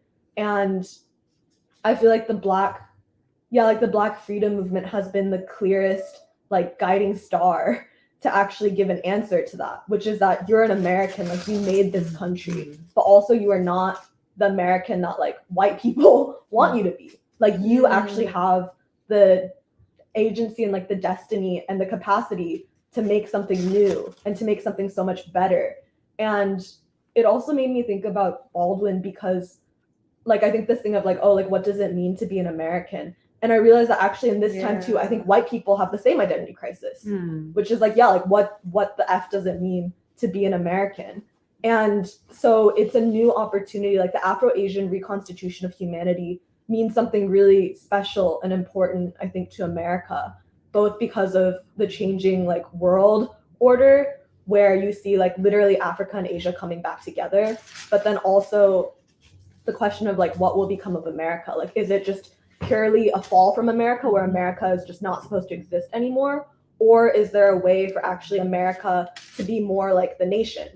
And I feel like all this stuff that we've also said about, like, I guess, political practice and what political practice actually means, which is, I think, the essence.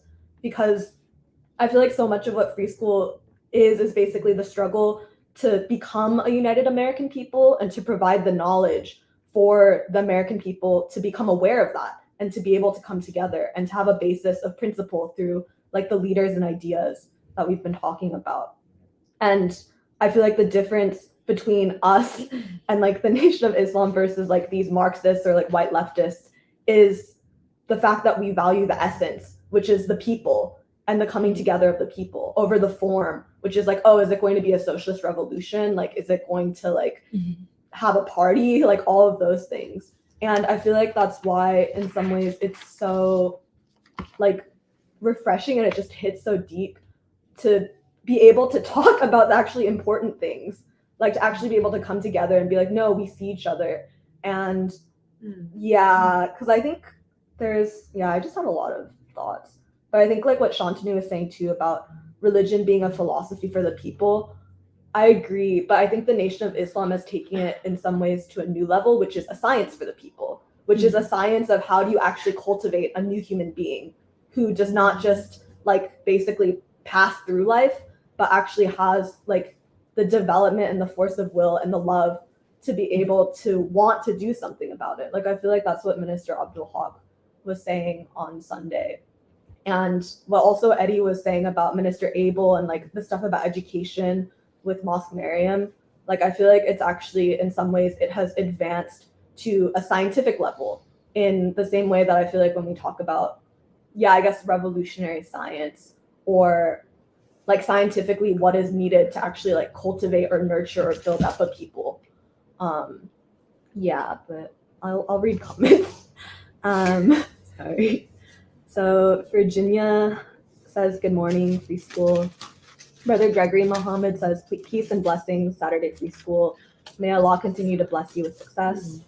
Where Pilgrim says, hey, everybody. Jake says, good morning. Christopher Romero says, good morning. Chanda says, good morning, family. And Magna, you look beautiful. I think she likes your haircut. Don DeBar says, this discussion is so timely in so many ways. And Jake says, I like how he put Robeson and Elijah Muhammad together. Mm-hmm. It's the combination of progressive religion with the Nation of Islam and communism with Black proletarian characteristics. And he says, I think it's important because these are two pillars of the American Revolution and two pillars that need to be polished through showing their achievements. And that's exactly what free school is doing. He says, I think today we're at a place where people cannot see the future and cannot plan ahead on that basis.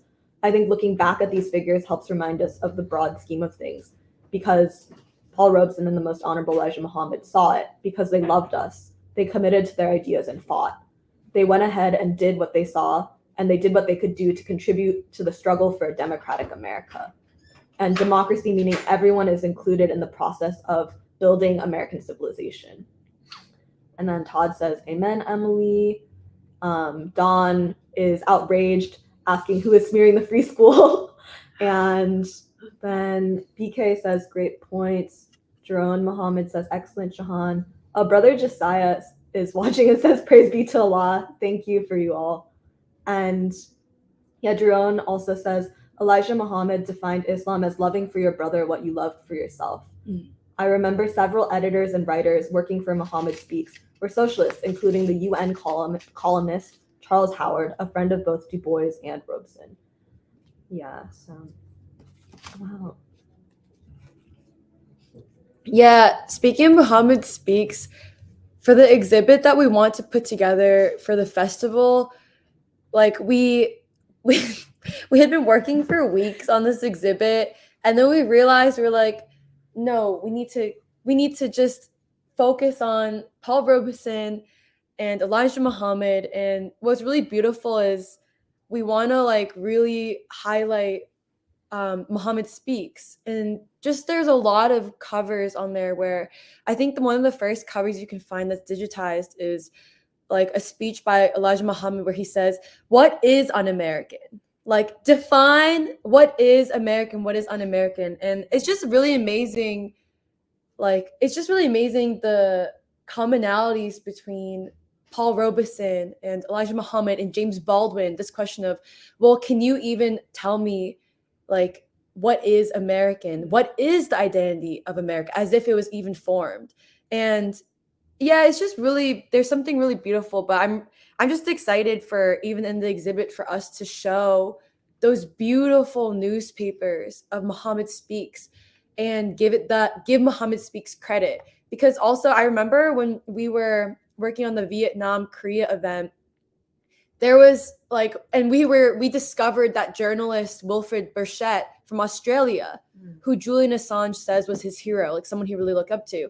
It was hard to find because Wilfred Burchett was known for being the only Western reporter actually talking, like actually showing the people struggles of Vietnam and Korea, and actually being able to talk about the atrocities of American imperialism and how America also was lying in the media about who started different wars or whatever. But you can find some of the best like columns by Wilfred Burchett or interviews with him in Muhammad Speaks. Like that's literally the caliber of Muhammad Speaks as a journalistic archive. Like there's so much in there. And like we're really excited. We have like I think like 7 people from free school sifting through Muhammad Speaks to like be able to just like show that in the exhibit. Yeah, and I think we're just I guess I'm mainly talking about the exhibit now too, but yeah, we also just are there. The beginning of the exhibit is also showing artists' recreation of portraits of Robeson and Elijah Muhammad to just show how much, I don't know, there's something really beautiful about that. The way people and artists have paid homage to these 2 great men, 2 great thinkers, and how much they have inspired like art. They've inspired art and music and people's lives. And in some ways, it's kind of like that thing that I guess it's kind of corny, but I've always liked it, this thing of like people's lives are the best like art pieces of like, you know, Wow. art pieces of Robeson and Elijah Muhammad especially. But yeah, I'm really excited about Muhammad Speaks. Did you want to say Yeah, something? no, I was also gonna add to it because I think through these images that we want to show in the art exhibit, we're also showing the ideas that both figures represented. And earlier we mentioned how for both Paul Robeson and the Most Honorable Elijah Muhammad, their fathers and people around them had been slaves in the past. And so really capturing the essence of for people who have been enslaved, what was their sense of freedom? What did freedom mean for people who were newly freed and liberated? And that's what we want to carry through their life, like really highlighting these figures and the ideas represented, but also the people that they come from. And like in addition to what Emily was saying, like, you know, some of these titles, you know, we're reading them and these are Muhammad Speaks from like the archives of like late 50s, like through the 60s, 70s.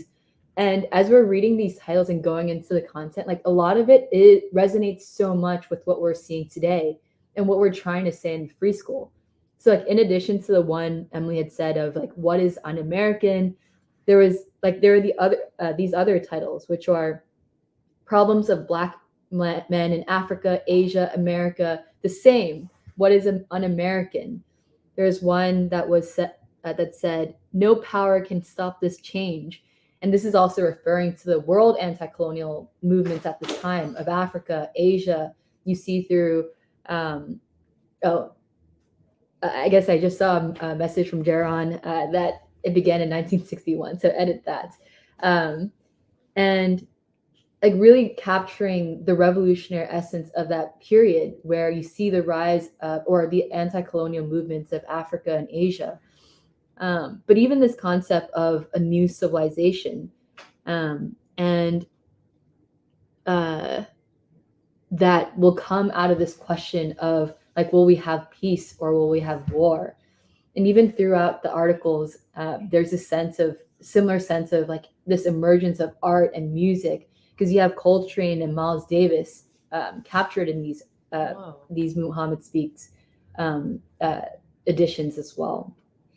Oh yeah. Okay, sorry. Okay. I'm getting excited, but I also saw this column from the early 60s where like they'll include little factoids about great Black men in history. And I was like, "Ooh, I wonder which great Black men they're talking about." And then the column was about Tagore. Oh, whoa. Because, you know, wow. there's this idea of the Asiatic Black man, and that the original people, the Black man, comes in black and yellow and red, and yeah, and so I was like, oh shit, like the great Black man they were educating people on was Tagore.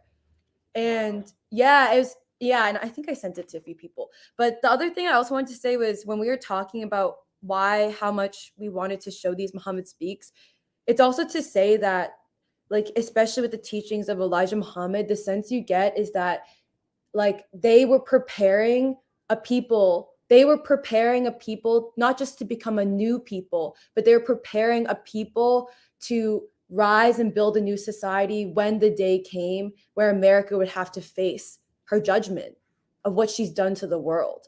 And that's not so different from King and the civil rights movement and free school, the way we see like preparing a people, like the emergence of a new American people who will be ready to govern themselves, who will have a revolution of values and become the new people, who will have to build society when Judgment Day comes. Where, like, you know, the sense of, we know, like, in King's speech against the Vietnam War, where he says America will have to face herself. And that's Baldwin too. Baldwin saying America's going to have to face this existential identity question. So it's just really, it's been really honestly cool. I know it sounds like a bad word to say, but like, yeah, cool. It's just really cool to like do some serious research work and really get to know like Elijah Muhammad. Oh yeah, and like also what you were saying, Doc, earlier about the most honorable Elijah Muhammad in his life. Like in that column about what is un-American, it's almost vulnerable of him to say it, but he says outright, he's like, the FBI, I think the FBI has a file on the Nation of Islam because the most honorable Elijah Muhammad like made this remark where he's like, people think we're communists, and you know what? If you want to say we're communists, why not? We are communist. And he was like, yeah, and he was like, and he says, he's like, people can say all they want about me, and he's very vulnerable about it in this column where he's like, but let me get the facts clear. If you really want to get nosy about who I am, I'll just be transparent about who I am. He's like, no, my father did not bring me to Detroit. I'm from Georgia. He was like, I was born and raised in Georgia. And he's like very clear on who he is. And he was like, and I was married and I had children in Georgia. And then I moved to Detroit, just like so many other people. And just the way he's very firm on like, if you want to know who I am, I'll tell you who I am. And then he says outright, he's like, I was not a criminal. I was arrested for 2 specific reasons. And I like will be clear on that. I was arrested because I was standing with my Nation of Islam brothers and sisters. And he's like, the second time I was arrested was because I refused to be drafted for a war I don't believe in. And yeah, and it's just a sense of like, you know, you just get a sense of a people like preparing, like you want to prepare, instructing, teaching, preparing a people to take charge, preparing a people to become new human beings, like as America, like in like, you know, in that way it wants to be imperialist, white, all this stuff. Like America will have to face her judgment, but we will be ready. Like we as a people will be ready to take charge. Yeah. I've not done the kind of deep dive, you guys. I've just looked more a few issues. But I also think, you know, with this rising multipolar world where the darker nations actually have a place of respect, I mean, they actually have the voice they deserve. I mean, G7, who cared? Like, these are the most irrelevant, backwards, like horrible countries, and nobody's listening to them anymore. There's new relationships being formed. And I think that a lot of the theoretical basis is there deep in these archives of Muhammad Speaks, like just looking at some of them, like actually Mother Tainetta, she was writing an article about Genghis Khan and how misunderstood he was. And this is just a small example, but I think it's really interesting because he was also a figure that was looked up to by Jawaharlal Nehru. And so all like this reconstitution of history, re-understanding of history, I think a lot of that historical work has been done in these newspapers, and it's definitely like a deep study is needed. Yeah, I mean, it's just because you have to change the way you think, because the world is changing so fundamentally, and there has to be that really fundamental reevaluation of the foundations of knowledge to take it from a Eurocentric perspective to a perspective that actually reflects humanity. Yeah. Just like with Robeson and the cultural belt, the question that you raised, Doc, in the presentation, if this is what Robeson discovered, why is this not the basis of a cultural, anthropological, sociological study now? But now is the time. I mean, maybe these institutions weren't ready, but they have to get ready now. Yeah, I was going to say another interesting connection between Robeson and the Nation of Islam is that, you know, Robeson was closely associated with, and I believe one of the co-founders of World Peace Council. And if you try to find out basically World Peace Council is blacked out in the American press. There's like no coverage of it, besides the communist newspapers and Muhammad Speaks are the only places where you find. So there's a lot of coverage of speeches by Romesh Chandra and other people in the World Peace Council published in Muhammad Speaks. I believe by Charles Howard and other people. So that's one interesting connection. And also, yeah, as Megna was saying, in the timing of this conference is actually very significant because this summer is the key meeting in South Africa of the BRICS nations. The heads of state are supposed to meet in August. I think just yesterday or this past week, in preparation for that, the foreign ministers of the BRICS nations met in Cape Town, South Africa. And I believe, actually, I think I saw your brother Jerome wrote an article about it in Final Call as well. But basically, the discussions are on for creating, moving off of the dollar for the countries that constitute the majority of the world economy. And so this may very well turn out to be one of the most significant summers in world history because of these meetings. And this conference happening in South Africa may turn out to be arguably the most important conference that's happened ever in Africa's modern history, because this has great world-shaking significance in terms of the rise of the darker nations and the decline of the West. And so it's a very opportune time for bringing Paul Robeson and the Most Honorable Elijah Muhammad back to the people.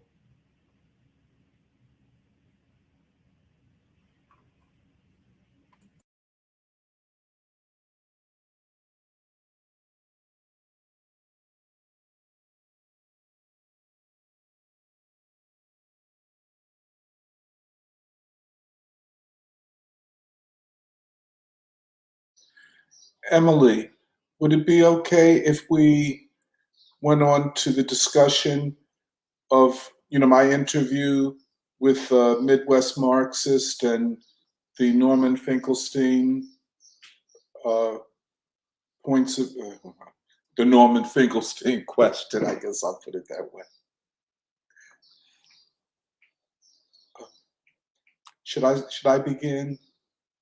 Okay. We thought it would be helpful as a point of maybe contrast, as a point of clarity, an interview that I did last week with the Midwest Marxist. We're friendly to them and they're friendly to us. We share many things in terms of our worldviews and politics. And so they interviewed me on Robeson, and, I kind of said basically, the same things that we've been saying all the time. And I don't remember everything about the interview. It was quite long. It was a conversation more than an interview. But then there was a point, I don't know how many people have seen it, by the way. There was a point where they played a clip of Norman Finkelstein doing an interview with a young woman, a young Black woman, about Angela Davis. And as it turns out, Midwest Marx had done, I think, a half-hour program, I wasn't aware of it at the time, on Norman Finkelstein's criticisms of Angela Davis. And so they played it and they asked for my response. Little did I know that they supported Norman Finkelstein, and I think they felt that I would endorse their support of Norman Finkelstein. I did quite the opposite. So I'd like to just, because it does relate very much to this emergence of new people. Finkelstein put forward what was a criticism of Angela, which, as he spoke, as he went on, became more an ad hominem attack upon Angela Davis. And he has a way of, creating plausible deniability that what his manner of critique has a racist edge to it, a racist essence to it, because he begins by saying it is very painful for him to have to say what he is saying about Angela Davis because she, I see Michelle shaking her head, yeah, because Angela Davis was a hero for him. He does something very similar in his book, the recent book on identity politics and cancel culture. I call it hiding behind Robeson and Du Bois, to then present a critique of Black thinkers. I think in his book, he critiques 4 people, 3 of them are Black.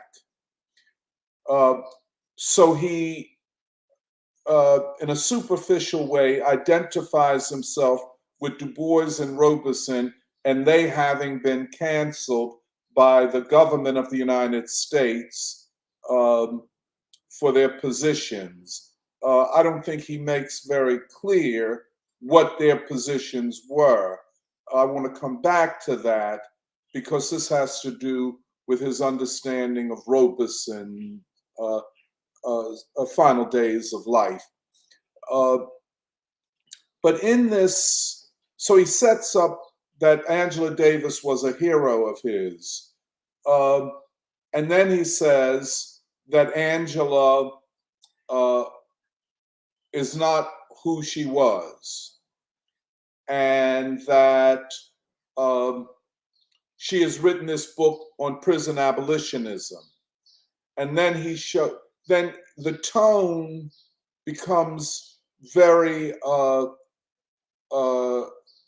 illuminating about who he is and what he really thinks. I don't know whether I'm making the best sense of it. You know, sometimes you can use language, but then the tone says more about what you're really saying than the language you use.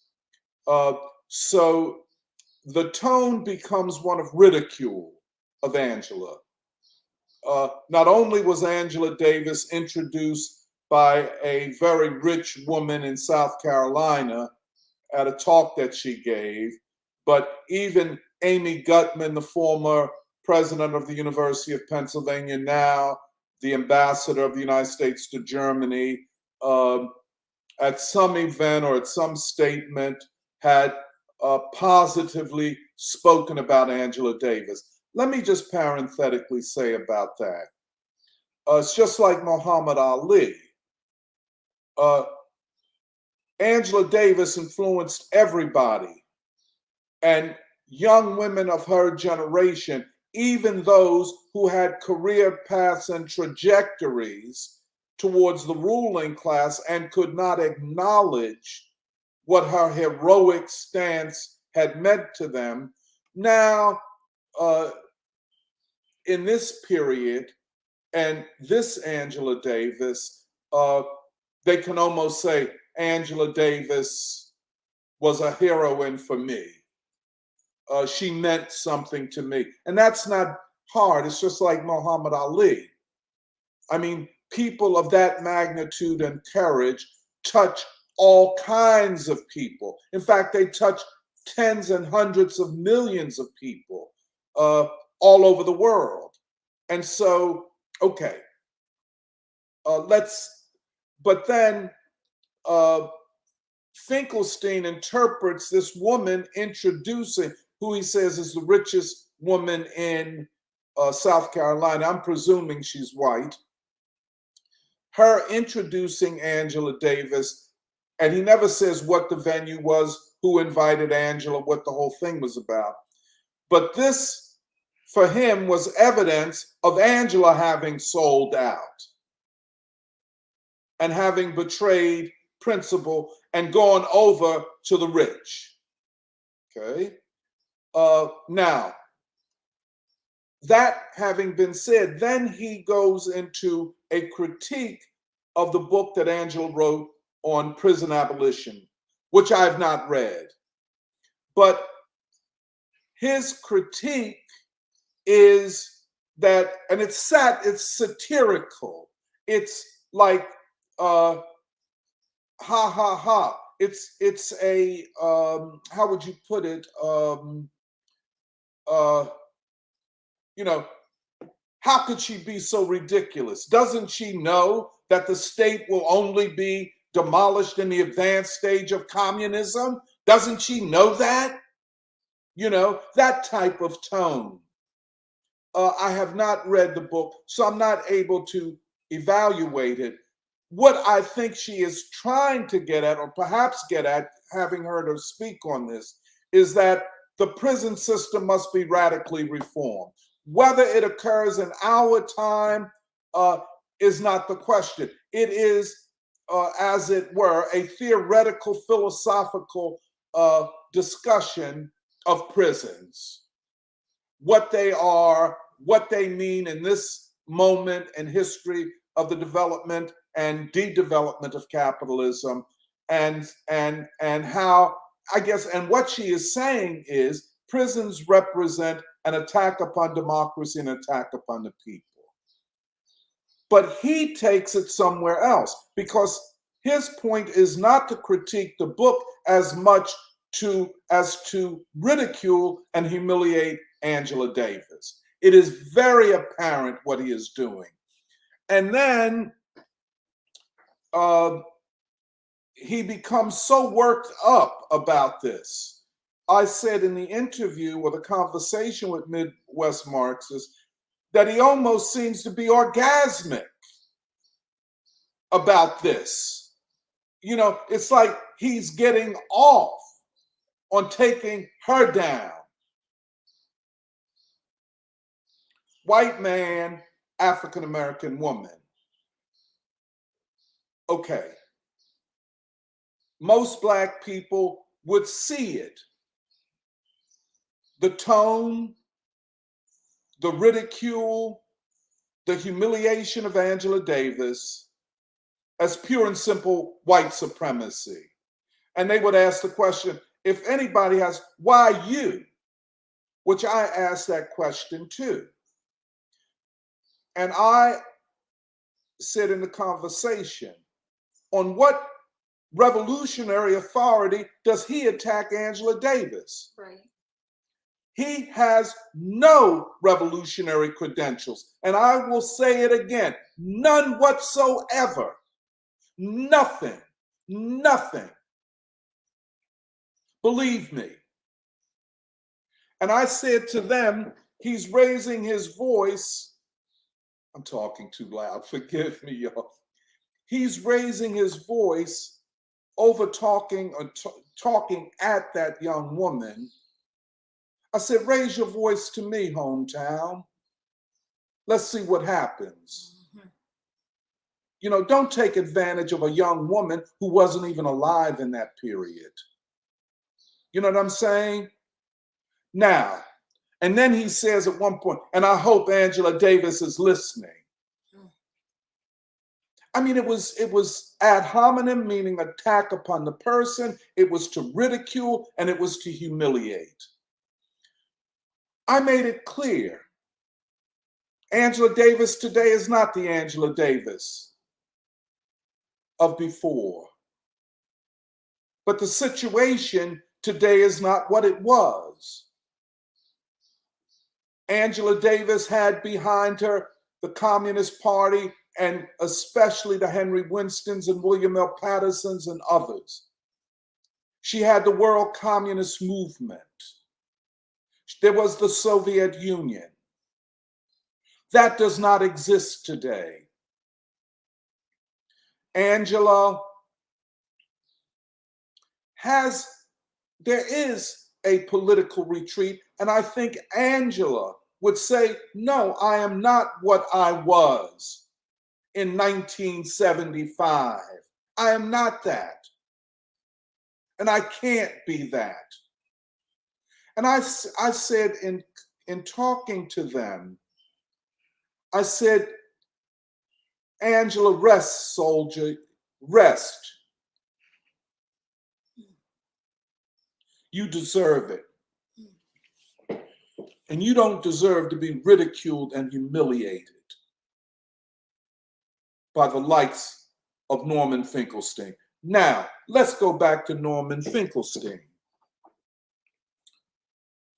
who acknowledges that back in those days, the 60s and 70s, he was a hardcore Maoist, but not even a Maoist that I think Mao would recognize. He was a follower of the Gang of Four, the most extreme counter-revolutionaries. The most extreme counter-revolutionaries, so much so that with the death of Mao and the seizure of power by Deng Xiaoping and his group, they arrested them. And I don't know completely what their fates were after that. Now, that's who you were following. And you admit that you were a sloganeer in a small sect of these people. And I heard him elaborate the slogans that he was shouting at that time. In other words, his models were people following the Gang of Four that almost ended the Chinese state as we know it. Now, if you were aligned that way back then, that means that you saw the Soviet Union, you saw the World Communist Movement, and you saw Angela Davis as a revisionist. There's no way that she could have been your hero given what your politics were. No way. You would have attacked her the same way you were attacking the World Communist Movement and the Soviet Union. In fact, the Gang of Four believed that it would be a positive thing for World War to break out between the Soviet Union and the United States. Because then it would have created a circumstance for the third world to emerge into the vanguard of world history. Now, Finkelstein, when he talks about his past, conveniently leaves a lot out. For example, not only were you spouting slogans, but you had a worldview. You had a theoretical and ideological and political position. Talk about that. Now, and the reason I'm talking like this, because I was back in those days. You know, I was a part of the movement to free Angela. I never heard about you. If she was your heroine, what did you do in the struggle to unite the people to free her? What did you do? Okay? Now, why don't you apply the same satire, the same vitriol that you applied to Angela, apply it to self-criticism of what you didn't do and the side that you were on. Let's start there. Let's start the critique with a self-critique, a self-examination. But for narcissists like him, there's never self-critique. It's just, in my youth, I was shouting slogans. Well, in my youth, I wasn't shouting no slogans. I was trying to free somebody. I was fighting for the freedom of Angola and South Africa, which, given what you were aligned with, you had to be against the liberation forces of Angola and South Africa. If you weren't, let me know and show me the documents. But given how you were aligned, you had to be against the movement for the People's Liberation of Angola and the African National Congress in South Africa. Had to be against it. But you don't mention that. So I said to them,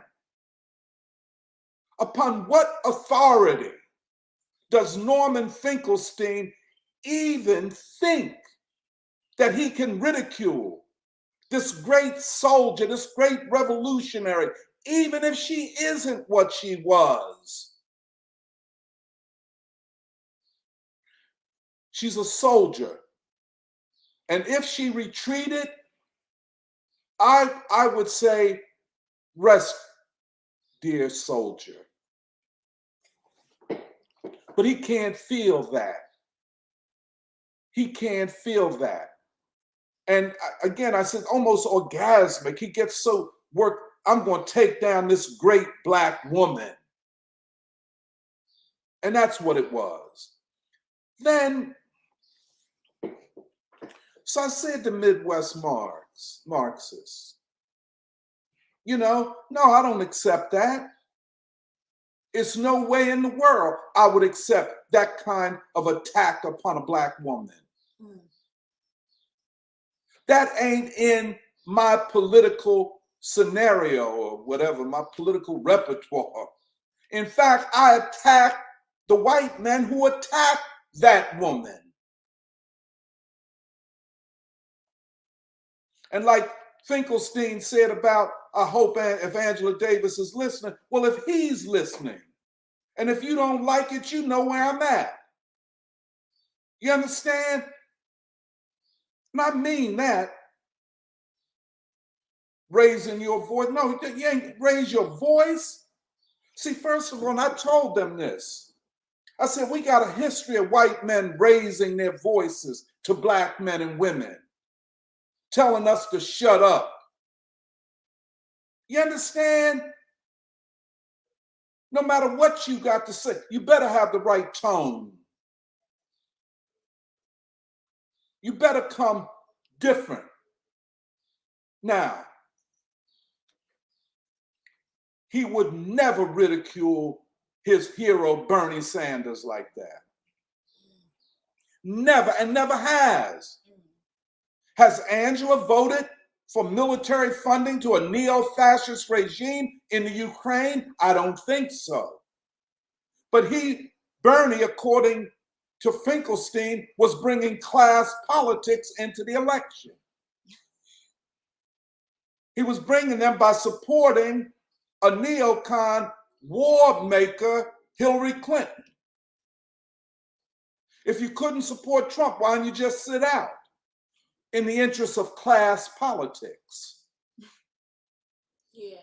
You would never criticize Bernie Sanders with that type of ridicule. And Bernie Sanders couldn't hold a candle to Angela Davis. And I'm telling you, a hero, correct, to stand up the way she did in this country. Okay. Then he says, after the death or the arrest of the Gang of Four in, I think, 1979, he said he was so devastated he couldn't get out of the bed for 3 weeks. And then he said there were a lot of Maoists like him who were totally devastated by that, including a guy named Bettelheim, a French philosopher and Maoist. Oh, we were just devastated. Then he tries to imply that he understood what broke Robeson. And just like the arrest of the Gang of Four sent him into a depression, So when Robeson heard about Khrushchev's revelations about Stalin, that's what broke him and the Communist Party. Okay. this is the question the young man asked at the Chicago event. Norman Finkelstein said, that's why I say to Platypus, you need to stop allowing these people the platform based upon some assumed authority that they are revolutionaries and leftists to say whatever the hell they want to say. If you're going to have him say that, have somebody there to question it. That ain't broke Paul Robeson. Paul Robeson tried to put humanity on his shoulder in this crisis. You could see it in him. Even Du Bois had said to Paul, said, look, man, you can't fight every battle by yourself. He said, and Paul Robeson would say, just like Harry Belafonte said, no, Dr. Du Bois, I have to do this. That's the kind of man he was. And in terms of what Finkelstein said and what Duberman said, well, I go with what Harry Belafonte said when he visited Robeson. And Paul Robeson said, I have not changed. My views are the same as they've always been. Yep. I've not given up on peace in the struggle for socialism. But see, that don't mean anything to somebody like Duberman or somebody like Finkelstein, because a black man said it. And they literally have utter contempt for black people. And let me show you how it manifests itself. Well, first of all, he said that broke Paul Robeson and broke the Communist Party. Now, where'd he get that from? He wasn't in no Communist Party. He don't know what was going on in the Communist Party in the 60s and 70s. You understand what I'm saying? He has no idea, and I don't have time to go into it right now. But to say, let's take, just for the sake of argument, his idea that Paul Robeson was broken by the speech by Khrushchev. See, that would be to assume that Paul Robeson was some sort of dilettante, that I'm a revolutionary as long as everything is going my way, as long as the sacrifice ain't too great, and I have the wind under my sail of the Soviet Union. Of course, the ruling class seized upon Khrushchev's speech to beat the world movement with, which I don't understand how Khrushchev could ever do. And then to make it public, a so-called secret, there's a whole lot of BS behind that. But let's just take, for the sake of argument, Finkelstein, what he said, that broke Paul Robeson. And he understood how it broke Paul Robeson because he was broken in 1979 when the Gang of Four were arrested. Okay.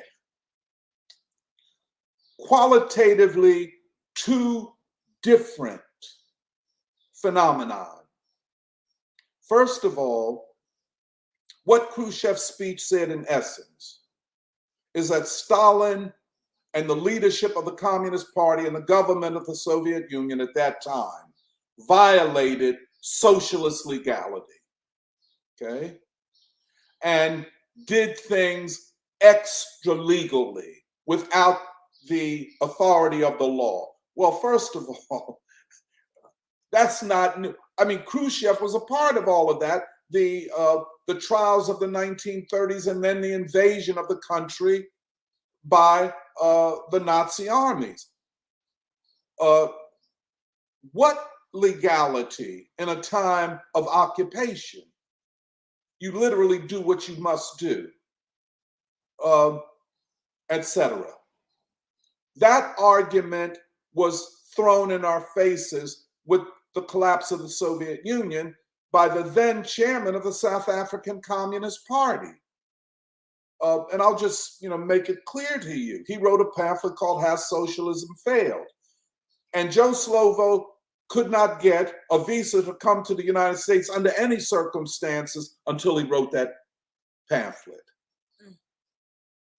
A good part of the Communist Party seized upon it because what he said, we must abandon communism and move to social democracy.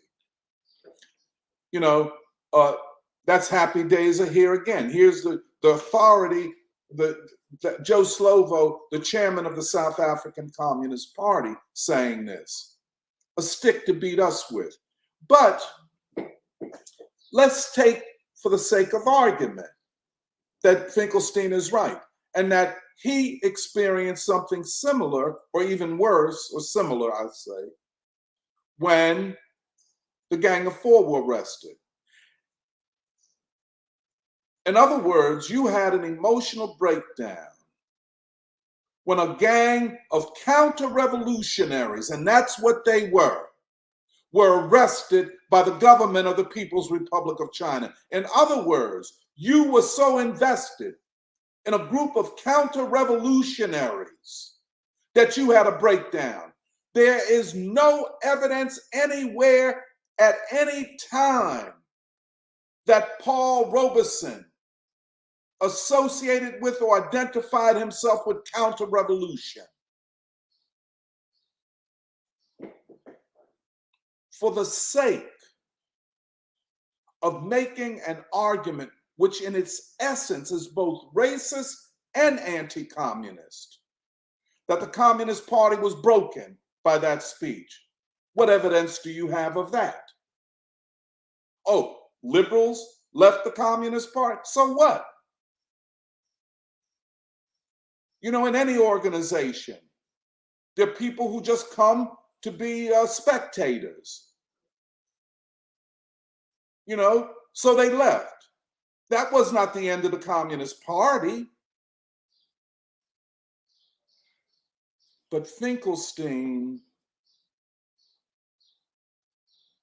obscures his own political history, who he is and was politically. Okay?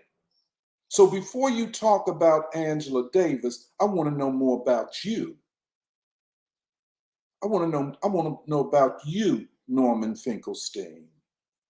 And then you go, as you say, from the Gang of Four to Professor Chomsky. Okay? No criticism of Chomsky. And there's much to criticize Chomsky about. Brilliant public intellectual, but politically wrong. I've never heard him criticize, quote, Professor Chomsky's, quote, libertarianism.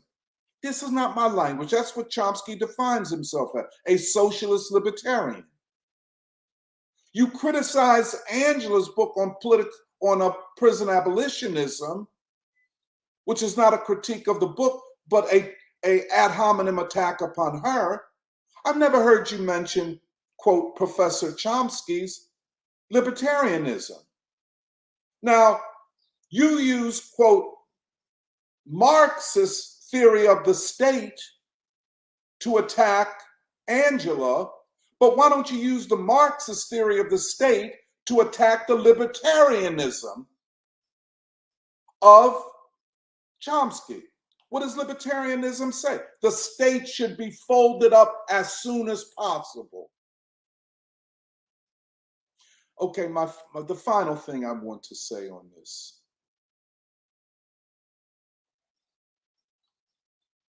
Finkelstein assumes an authority that he has no right to assume. He has no right. He has no revolutionary credentials. No revolutionary credentials. And it seems to me that at this point, he's more of a utilitarian following John Stuart Mill than he is a revolutionary.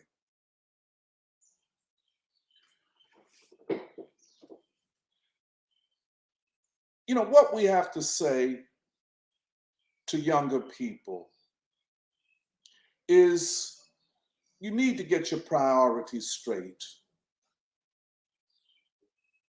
Who are you identified with? Is it the working class? Is it the Black working class? You know? And so much about an individual is manifested in kind of the way they do things. Even in his book, which Jeremiah and I hope to review, there's something, okay, you don't have to like Ibram Kendi, and I don't like his ideas. I think they're wrong. But you don't have to act like he is a clown and a buffoon. He literally says that his work is more of a comic book, child's books. See, there's a pattern here. Even when he talks about Du Bois, he tries to gush. Oh, he writes such beautiful prose. I'm telling this is him talking. He writes such beautiful prose. I just recall this one phrase. But excuse me, dog. It's a beautiful piece of literature, but it's way more than that, hometown.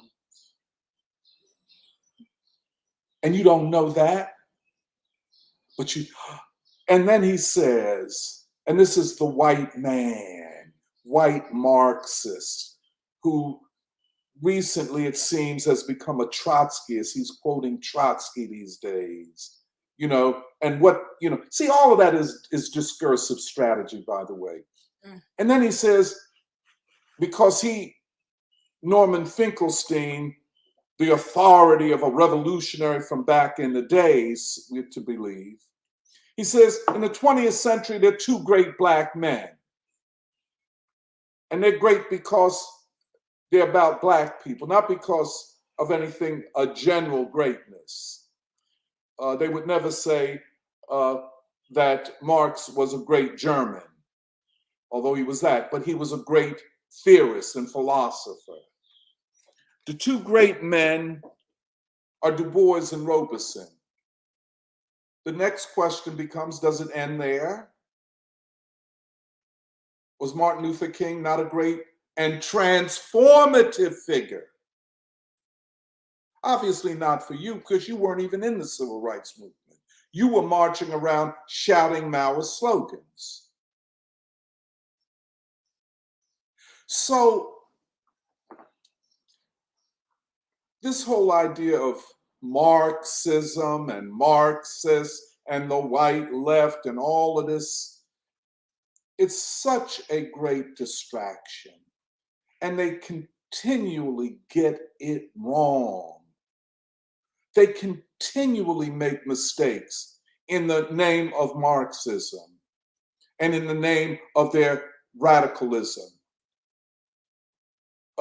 Continually get it wrong. And I want to say to Platypus, you all have done a disservice. You have not advanced the ideological struggle for clarity. You have done the opposite. You have done the opposite. And yeah, I'll stop there. I just wanted to say that. Could I say a couple things also? Well, first, I appreciate that you went so, like you systematically broke down why Norman Finkelstein and what he represents and his ideas are so counter-revolutionary. And I know that we have kept talking about how today's conversation was really emotional, but in some ways, like I find myself the most emotional on this point with Norman Finkelstein, actually. And the thing is, I really agree with you, Doc. And to put it simply, like, I think he's racist, and I think he's a counter-revolutionary force. And yeah, I just want to say that I also watched like that part of the Midwestern Marx interview with you. And it was maybe like 1 hour, 45 minutes into the interview, or maybe a little earlier. And they started by playing the clip that apparently went viral of Norman Finkelstein smearing Angela Davis. And it made me really upset because even just from my position, like,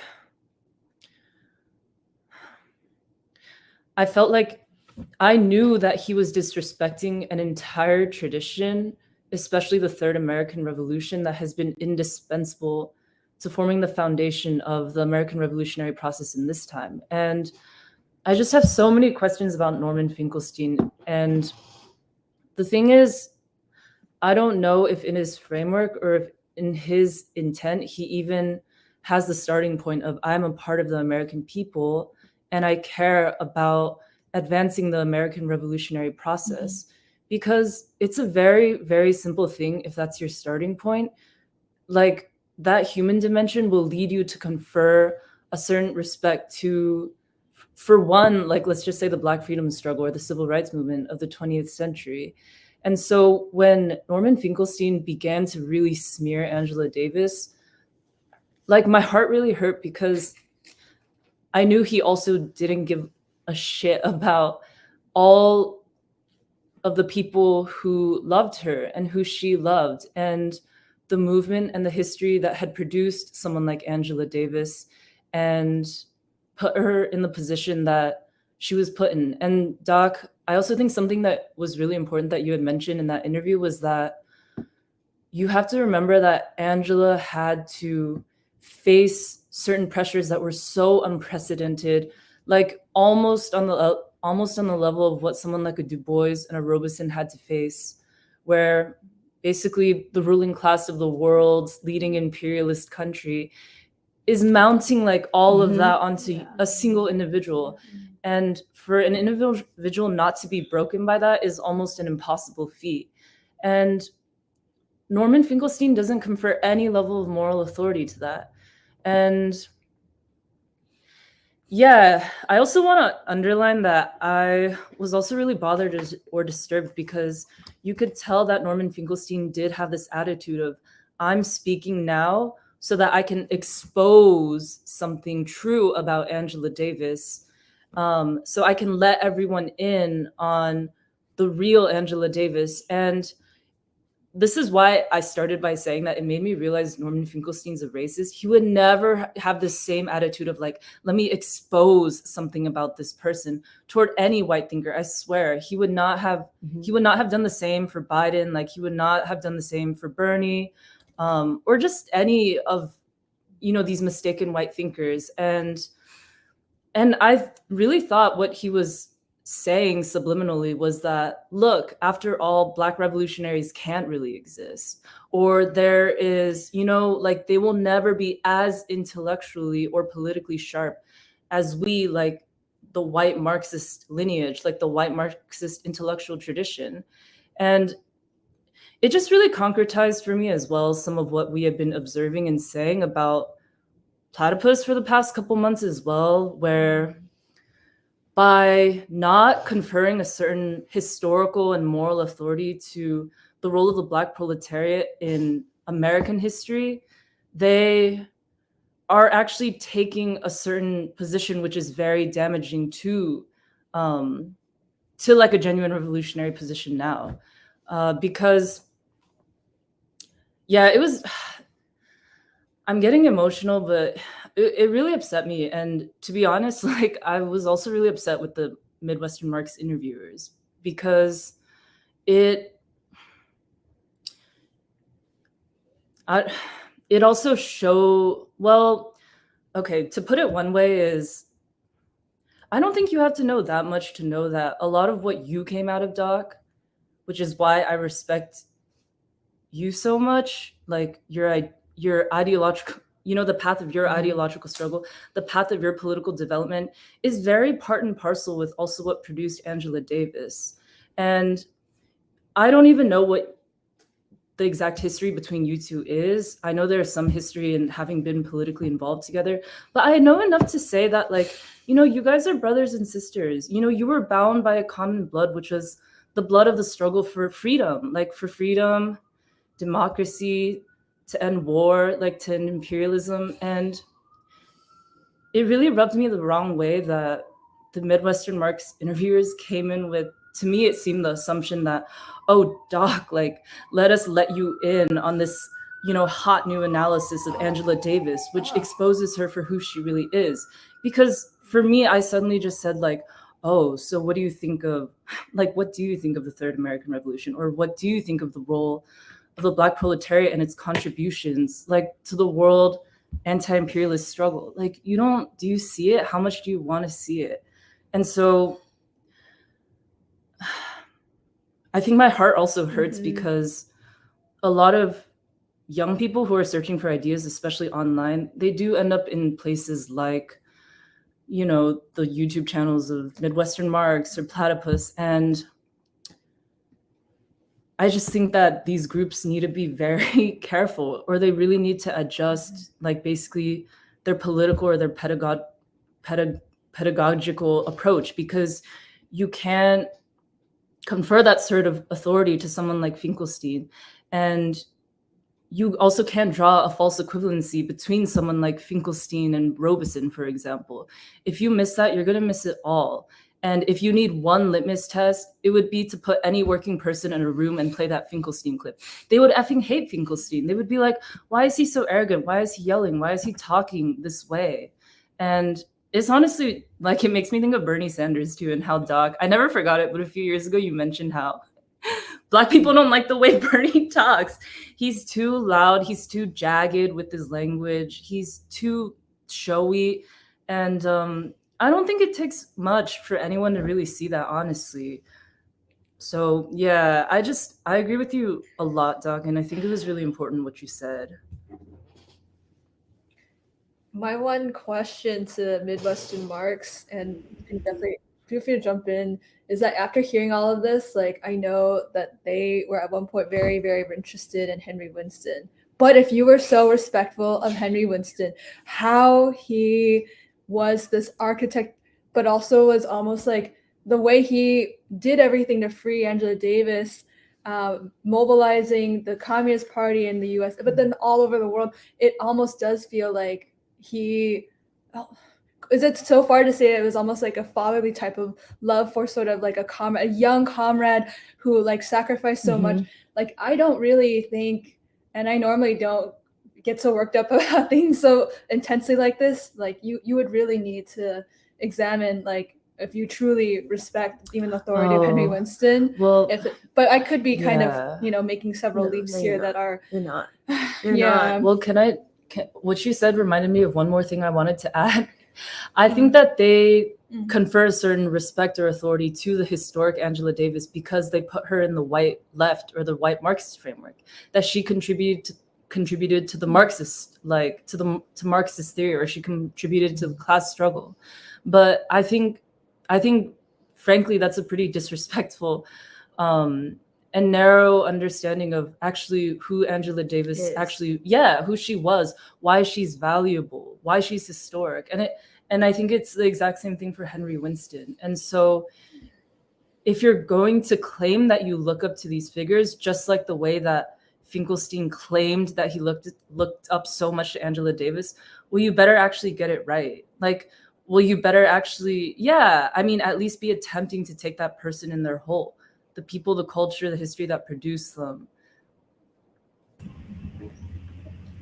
Yeah, I wanted to say, like, I also really appreciated, Doc, what you said here, about the interview.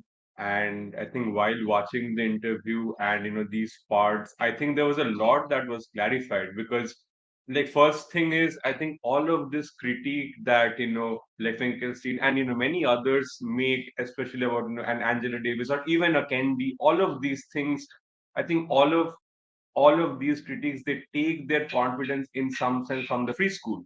It's the free school who has talked about certain of these things, certain of these ideas, about the fact that you have to see revolutionaries as a whole in terms of the process that made them revolutionaries, and you can't be static about, like, you can't really understand a person based on just their current position.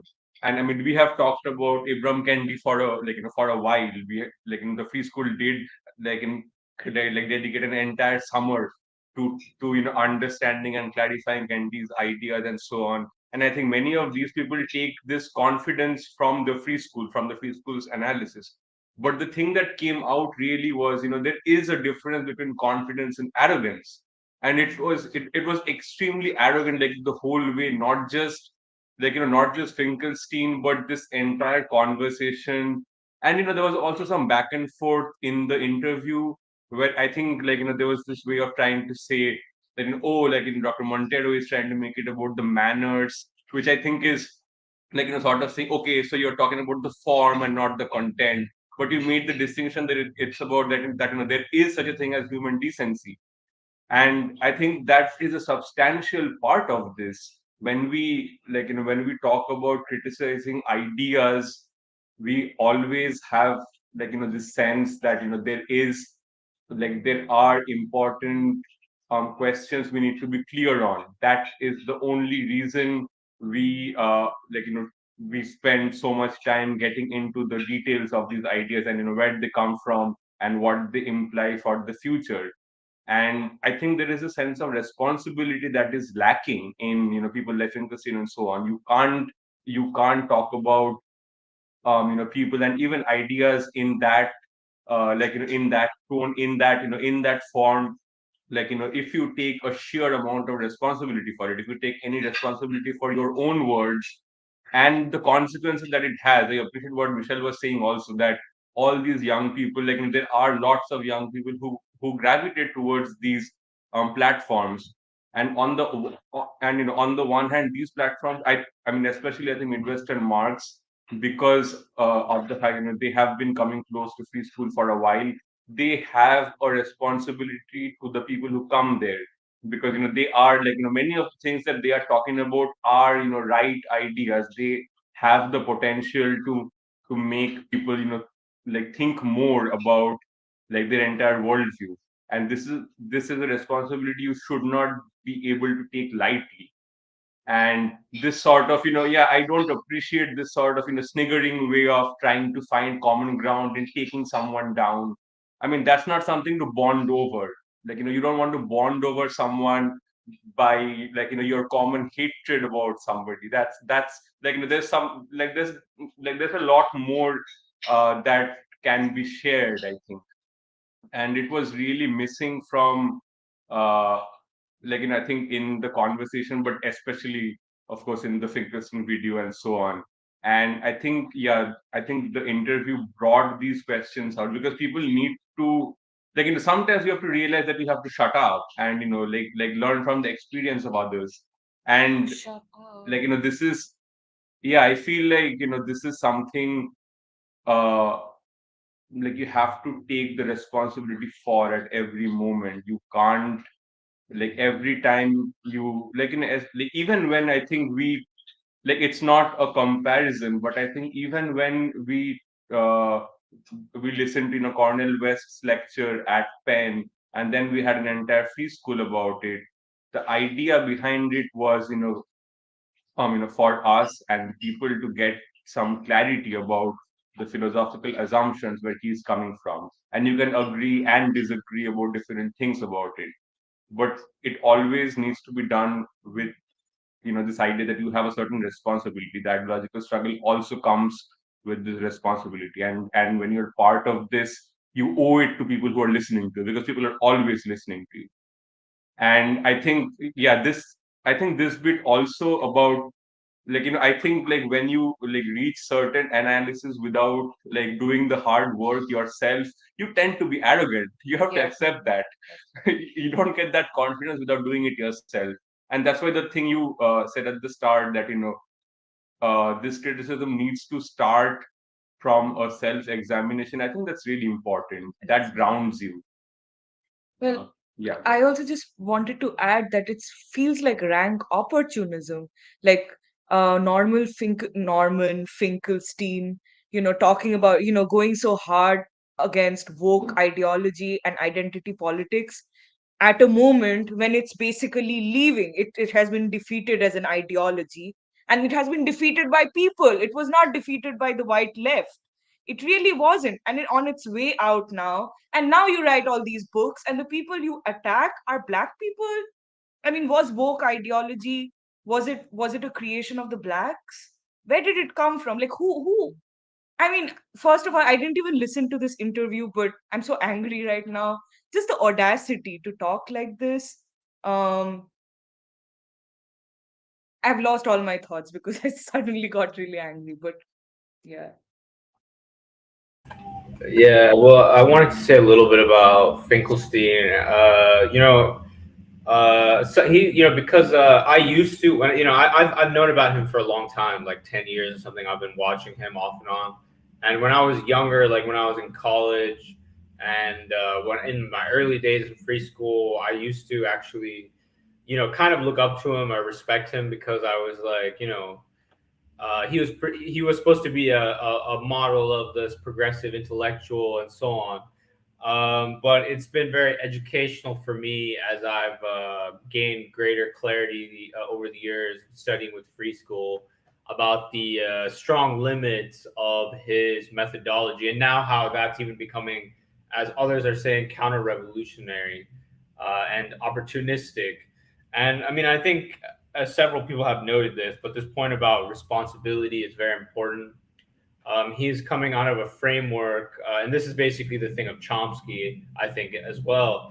This framework in which I think Chomsky wrote an essay called Responsibility of Intellectuals in the 60s, but I don't really think he understood this point about the responsibility of intellectuals to the people. It's not just about the responsibility of intellectuals to the truth in the abstract sense. It's what is the truth concretely when it comes to the people. And that's not something he considers at all. And in a lot of ways, he's isolated, because of, but he's not really interested in connecting with the people is a major reason why he's isolated. Okay, academia, for a variety of reasons, doesn't like him because of some of the things he said about Palestine, etc. But what about the masses? And I think Michelle is actually very accurate in that I don't think he sees himself as part of the American people, and he's not very much interested in the Fourth American Revolution.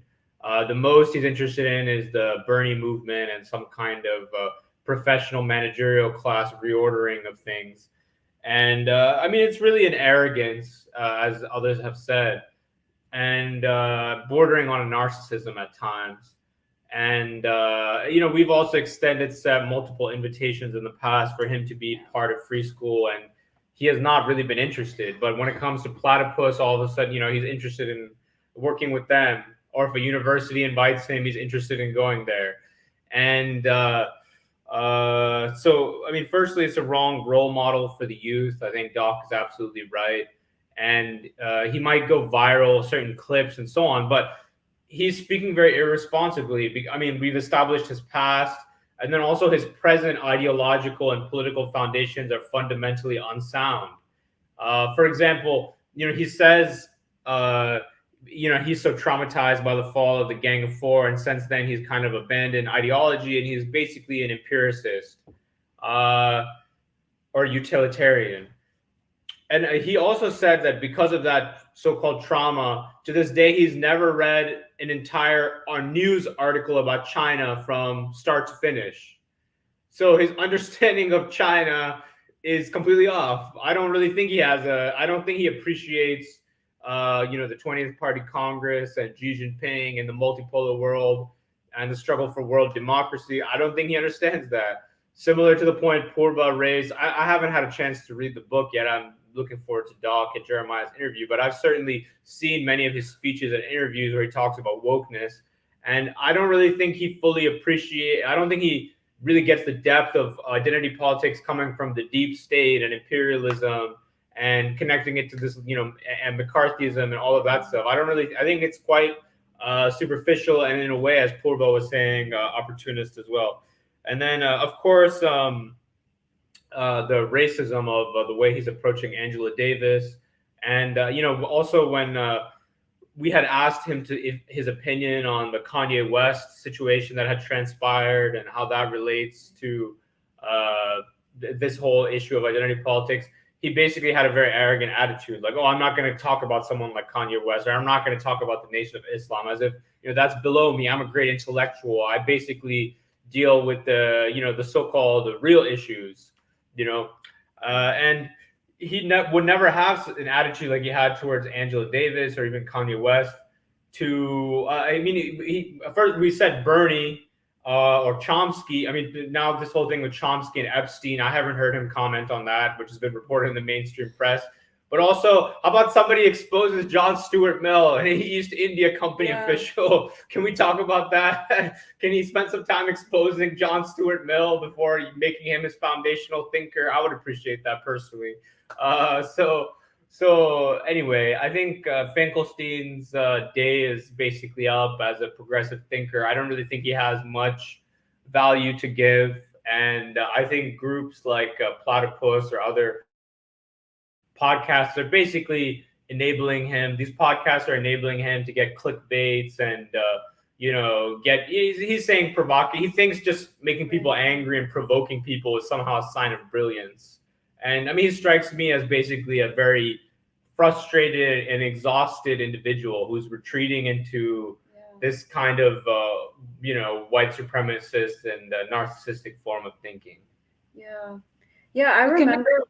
Oh, well, I just remember we invited him to speak at the Year of Gandhi, and then we said, like, okay, like just to clarify, it's going to be on a panel, and he sent this. I remember he sent a very nasty email back, basically saying, "You're just going to put me on a panel with a queer woman of color, and you're just doing this to get more people in the audience." And it was like, no, I mean, we wanted a panel because we don't think you have the whole answer. We want to engage, but this idea that you have something to learn from someone else, and perhaps the Black community, you have something to learn from the Black community. It's just this extreme arrogance that he has. And I feel that we've been engaging for a few years, but this has always been an issue. Just the arrogance that is actually racism. And I just think this thing of love, anytime you make a critique, is so important. And it's just this whole whiteness thing. You just don't have any sense of love or humility. It's just a very dead way of seeing the world. And I do think you see it in his personality now more than ever. I just wanted to. Oh, sorry. No, it's short. You should go. But I wanted to read comments. No, because I just wanted to say what Michelle said about this basically being an assertion that Black people don't have revolutionaries. This is the one that resonated with me. I think this is what people do with the nation also. It's not so much an attack, and it's not so much trying to struggle ideologically, but to just say, oh, I don't think the Black people are capable of producing revolutionaries and revolutionary organizations. And then that thing that using Du Bois and Robeson as shields, it's almost acting like you get your moral authority from them. That's just downright, I mean, it's disgraceful. Well, see, I think the Black revolutionary thing, I think it's actually a little worse. The sense I got was also that Norman Finkelstein, the reason why he wanted to harp on Angela Davis is because it was almost like he was enjoying saying that, yeah, Black people failed. Like, I feel like in some ways it comes from this place of like, yeah, like you guys failed. And I think it's what you were also, and then like the other part is what Michelle said about that, and that's why like Black people, the civil rights movement doesn't have authority, revolutionary authority, moral authority, but like I have authority. Like white people have authority, socialists have authority. And I do think in some ways it's this thing, I feel like beyond just like Black people aren't capable of being revolutionaries, it's also this thing of like, not only that, but you guys failed. Like, you guys tried, but you couldn't do it because you're not us. Like, you don't have socialism or. Wait, can I? Yeah. No, I agree. And I think a lot of this boils down to the ideological struggle for what the revolutionary lineage of this country is and what a new version of America will be founded upon. And I don't even want to waste my breath too much on Norman Finkelstein, honestly, because he's gonna come and go. And okay, I'm getting upset again. But yeah, it's yeah, that's all. Yeah, I'll just read comments. There are a lot of comments, and there's kind of a lot, so I'm gonna try to parse through them. So Midwestern Marks commented a little while ago. I think they're trying to clarify. They say, with all due respect, comrades, our goal was not to bond over Norman's critique with Doc. On the contrary, we've heard his critiques of Norman Finkelstein before, and we were hoping for him to critique him then. Whatever sympathy we had with Norman's analysis was swept away by Doc's response. I can't imagine it was only the interviewers who changed their mind with Doc's comments. Instead of hoping to have Doc beat on Angela, our hope was to learn from his insight of the situation, which I think both we and our audience did. Without that, many would have kept the same views they had on Norman and his response to Angela. And yeah, I think the comments on that interview, I think there's a lot of discussion on, I guess, yeah, like Norman Finkelstein, like the viciousness, like Todd says, let's not forget Dr. Finkelstein's obvious misogyny, and where Pilgrim says, fair points on the arrogant streak within Finkelstein and his media appearances. And yeah, so I think many people are aware of Finkelstein, but I think that there's a lot of other stuff in that too. So let's see.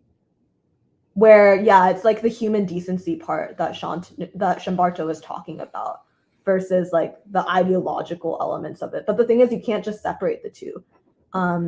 So Jasper Thomas says, he said this like a while back, so I feel like we've already addressed it, but he says, Angela Davis is happy she won on a cultural level, but failed to do what she wanted politically in the 60s. She's assimilated into younger people's understanding of racial politics and what HR departments everywhere are imposing on the working class. I heard her speak last year and tried to read the prison abolition book. I apologize for Finkelstein being racist about it, but there is a kernel of truth to it. And that I read a piece by Angela Davis that Danny posted to Facebook a while ago, and I was horrified, not peacocking around criticizing. Angela Davis was at one point laying out her arguments about race along communist and liberatory lines, but that's been lost, and I'm not happy about that. And let's see, Rowan Fraser said, on the one hand, though, Finkelstein is not part of the group of liberals co-opting and colonizing our culture. So his analysis is still useful in understanding how they use Black faces to try to weaken the gains of the 60s movements. But let's see. And then Todd said, the difficulty about the Angela Davis question is, like Doc pointed out, Angela Davis has no Henry Winston and no Communist Party today. But what we have learned, though, is that she has Doc and like so many Black people who still remember her and love her. And that context has been really absent from the overall white left Marxist discourse. But it's important. And then Nandita has some, like I agree the most with Nandita's comments, so I feel like I'll try to end on this note.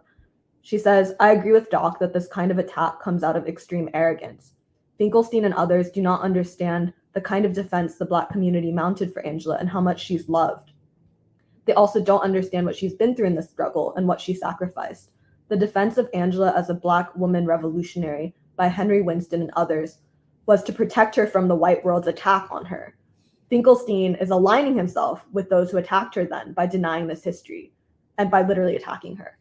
And she ends by saying, the white left needs to understand that being anti-woke and anti-identity politics is not an alternative to a politics that's actually anti-white supremacist and is like genuinely humanist. And I feel like that's really important. Like, just because you're right about one small thing, which is like, yes, like wokeness is bad, identity politics is bad. I feel like somebody said like, that's already a moment that's been exposed. Like, it's not the cutting edge of the ideological struggle anymore. But I think the question of how do you build unity? Like, what are the principles for the American people to actually be able to struggle? Like, where is like our heritage and our lifeblood? Like, where does that come from? And how can we actually like use that to come together and think about the future? I feel like is the main thing. because I feel like most of the pushback I think that is coming from what we're saying about this is basically about the details of like, oh, but like factually I agree with this one thing that like Norman Finkelstein said.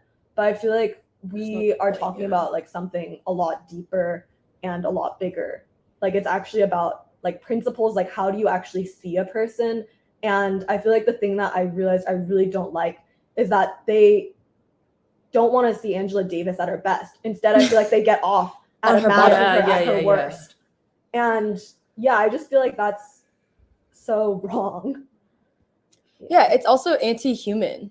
Like, let's be real about Angela. She has multiple essays where she says clearly shaped not just by the Communist Party, but specifically shaped by Henry Winston. She's also shaped by her people's struggle. She says that in her autobiography. She said, I was politicized because Angela Davis is from Alabama. She was politicized by the Birmingham church bombings of those children. And she said, she was like, my whole life has been dictated and shaped by that. The attacks of my people. And so that's why she has this whole development of searching for truth. What can free my people? And yeah, and I think also like I feel what Michelle was feeling too, this thing of like, if this is how you see Angela Davis, then how do you see me, huh? How do you see me? And Angela Davis, like an attack on her is, I feel like the attack was, there's a, not just counter-revolutionary, but also thus anti-human. The double standard of, okay, you are dedicated to attacking Angela Davis for her let's just say, right, you're attacking her in certain positions. But I don't see that for Bernie Sanders. Actually, instead, what happened was the little clips I saw from the convention where Norman Finkelstein was speaking is he says, he blames Black Lives Matter and other Black figures like Ibram Kendi for neutralizing Bernie Sanders' movement. Like, what the fuck? Bernie Sanders' position is anti-human, actually. Because he's supporting a complete war machine. Like, also, by the way, he, within hours of Biden and saying that he's running for president, Bernie Sanders strategically was like, oh yeah, I'm all in on Biden. And it just makes me upset too, because do you not even want to pay any dues or respect for Angela's great essays? The way she says a woman's place is in the peace movement? Like, I don't like that. And it does feel personal. It feels personal because it's also like, if this is how, like, none of this is for Bernie Sanders, none of this is for white people. So then it does make me question, okay, if you feel this way about Angela, then it feels like an attack on the things that have given us purpose in life too. And I don't like it. I agree with you, Emily. And I think that I just wanted to, not to sound like a broken record, but I was, just getting back to what Jahan said earlier about, like, what will this be in the future?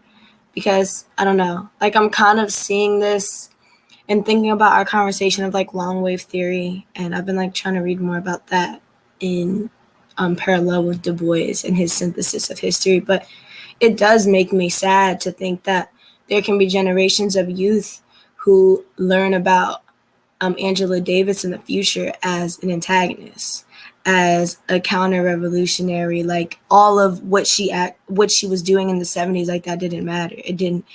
And it does make you think about the idea of presentism and like thinking of something as just the effects of it and not seeing where it comes from. And like Emily said so beautifully, you really did humanize Angela's upbringing and the fact that she was from Alabama and the church bombings, and just, I don't know, it really does tear me to know that people don't see humanity in human beings. Like, these aren't just dogmatic like theories and fake biopics that you're tearing apart. Like, these are real people who genuinely stood for a struggle. And like you said, Tony, like, yeah, she got tired. She's not the same as she was. None of us are the same as we are. None of us are. I feel like it takes centuries to shape a Paul Robeson, to be someone who truly stood from the day he was born to the day he died in the struggle. Yeah, I just think that it's not really something that can go unnoticed when something like this type of smear happens, because what comes of that next is more people, like we said, people who are going to follow their broadcastings on YouTube and Twitter and stuff, and that's going to be how they're shaped. Maybe that was somebody's first introduction to Angela Davis. That breaks my heart. That's how you were introduced to someone. It's horrible. It truly is a lynching. It's a modern day lynching. It really is. Sorry to be graphic, but that's not right. Yeah, I also wanted to add that for the way that I understand it, that I understand this, I think a lot of it also actually goes back to the concept of civilization to me, and American civilization. And this question of whether you have faith and believe that it is actually the ordinary people who make culture and make history. And that's why earlier I had emphasized the point that you have to confer a certain sort of respect, like a very unique respect, that Angela was beloved, like just like Muhammad Ali was beloved or Paul Robeson was beloved by millions. And like you had said, Doc, actually millions upon millions. And there's something sacred because, you know, we've been talking about how it's the ordinary people who in the 20th century have become very conscious agents of revolutionary change, and how the forthcoming like profound social transformations of the world really will come like from ordinary people. Because if you believe that or you see that, you also confer a certain respect and belief in the leaders and the ideas that the people choose.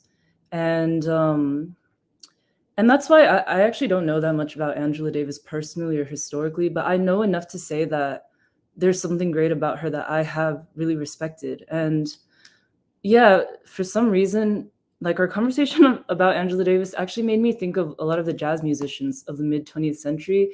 And it actually made me think about Miles Davis, because I was telling Serafina this a couple weeks ago, but I had started reading Miles Davis's autobiography and I couldn't put it down because I was suddenly immersed in this beautiful world that developed, in my eyes, like, yeah, a new American culture, a revolutionary culture in the 20th century. And this, to mention one quick point, I was looking at those Muhammad Speaks newspapers on Alice's phone a couple hours ago, and they had even made a tribute to Miles Davis as a pioneer of revolutionary culture in America. It's so beautiful. But what I had told Serafina was actually, once I got like 3/4 through with the book, I stopped and I put it down, because there comes a point in Miles Davis's artistic career when avant-garde jazz is developing and he chooses to go in a different direction. And it's a philosophical thing too. He moves toward electronic music. And then from what I understand, also, I think a little bit like rock and roll and eventually I think hip hop even. And I put it down not because I was upset with him necessarily, but for me, it was enough because I was like, I think I know who Miles Davis was. Like the Miles Davis that I love and that I draw upon, that inspires me so much. And then also who was so beloved because he came out of the working Black community of East St. Louis. And he writes about it so much in that autobiography, his origins. And he'll always say in that book, he'll say, I love me some blues. I always have loved me some blues. And he's, I think he's like very historic, you know, as an American artist and an American figure, because he was he caught the tail end of the bebop movement. Like his mentors were Charlie Parker and Dizzy Gillespie. And then he was present as, you know, artists like Art Blakey, John Coltrane, I mean, you name them all, they're all there. Jackie McLean, like they were all coming in, and the heights of that jazz movement on 52nd Street in Harlem. And then eventually he was working with slightly younger musicians like Wayne Shorter, who is actually the one who was mentioned in the Muhammad Speaks newspaper tribute to him as well. So I think he's special because he basically was a part of 3 distinct generations of revolutionary like jazz culture in America. And there's something about that just on a human basis, and then also seeing myself as an American, like I give all my respect to that. And I would never feel like, I just think it would be so unsensible to look at Miles Davis and be like, but what was he doing in the 70s or 80s? And that's not what you think of when you think Miles Davis. You think about what he meant to America, what he meant to the political movement, everything, the blues, St. Louis. So yeah, I just wanted to take it back to this point that I think it is an important question for a lot of these like so-called leftists or white, so-called leftist intellectuals to say like, yeah, who do you believe are the agents of history? Or like, do you see, like, do you believe, do you respect the ordinary people and realize that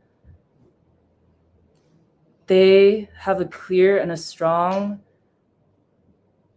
and a very historically informed like way of relating to the world, and then especially the future? Like, do you see that in this moment?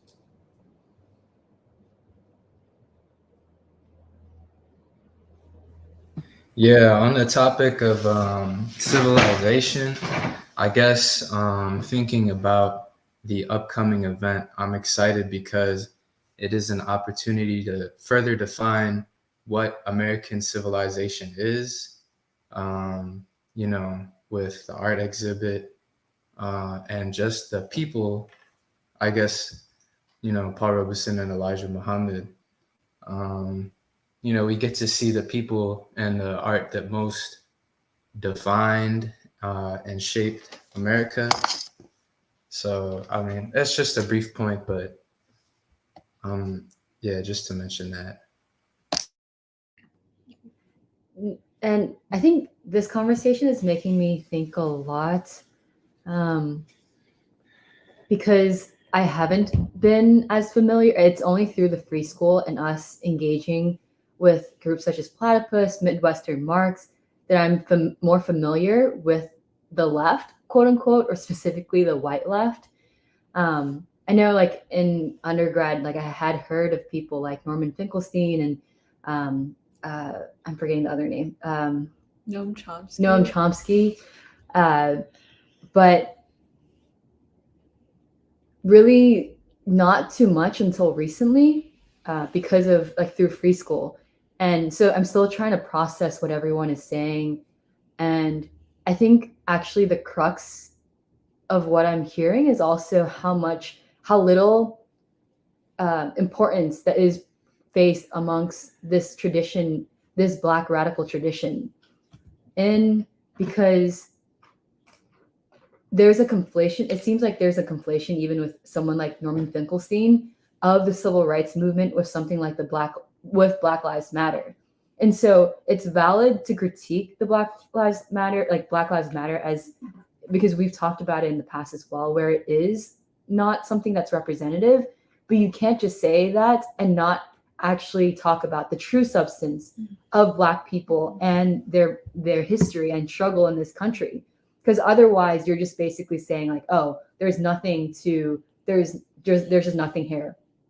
And instead, even in like the conversations, it's not just the class analysis, which we've been talking about in free school, where there is something that is unique to the Black freedom struggle in our country that isn't just explained by a quote unquote Marxist perspective, but rather like this point of what Nathan is saying. There's something deep about civilization, about the Black struggle in America injecting meaning into civilization. Yeah. And that's the point that's missed even with someone like Angela, or in critiquing Angela, which is that she wasn't just right because, I don't know, in the 60s or 70s, she's associated with communism, but rather it's specifically communism in the sense of in the tradition of Winston and Du Bois. And that's the piece also where the humanistic quality comes in as well. It's also interesting because we, in the earlier part of the conversation today, we were talking about the Nation of Islam, an organization that's so attacked, but an organization also where they're so clear ideologically, but also humanistically. And they're clear humanistically because their ideology is also correct. And that's or just reflecting on the past couple of hours, which is you have someone like, what does it say about Norman Finkelstein, or what he represents when, or his attitude towards the civil rights movement or the Black freedom struggle, if that's also the way he critiques individuals. And I do think the substance of like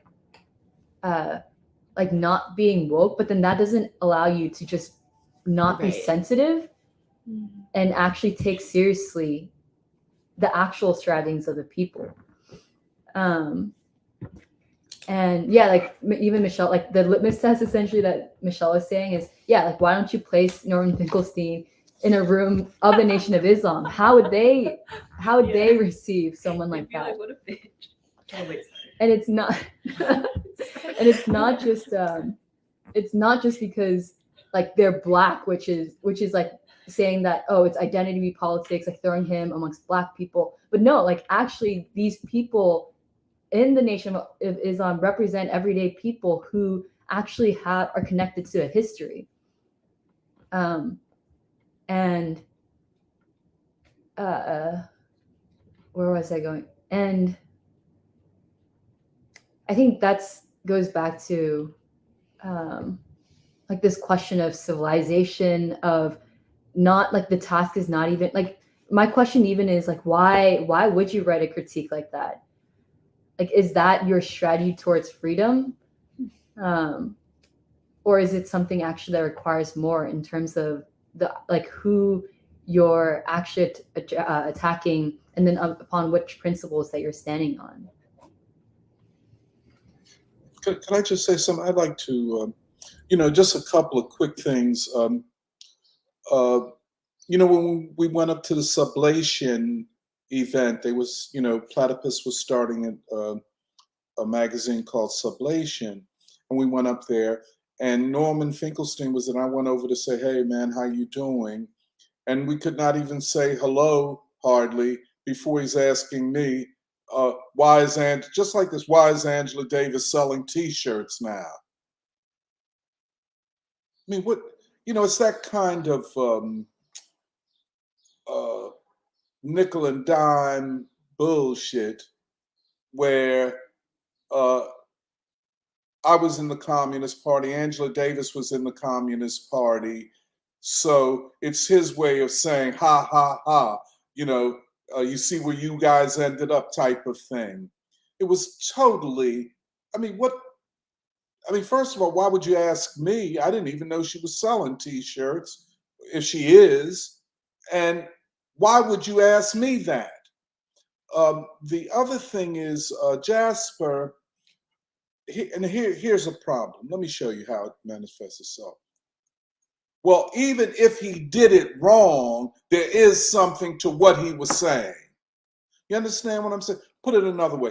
Even if his approach was racist towards Angela Davis, there's something here to what he's saying. Now let's step back.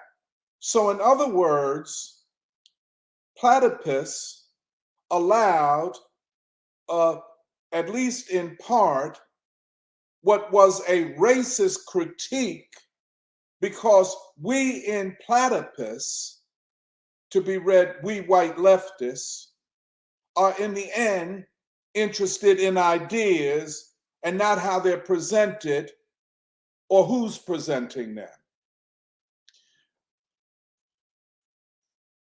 I made the argument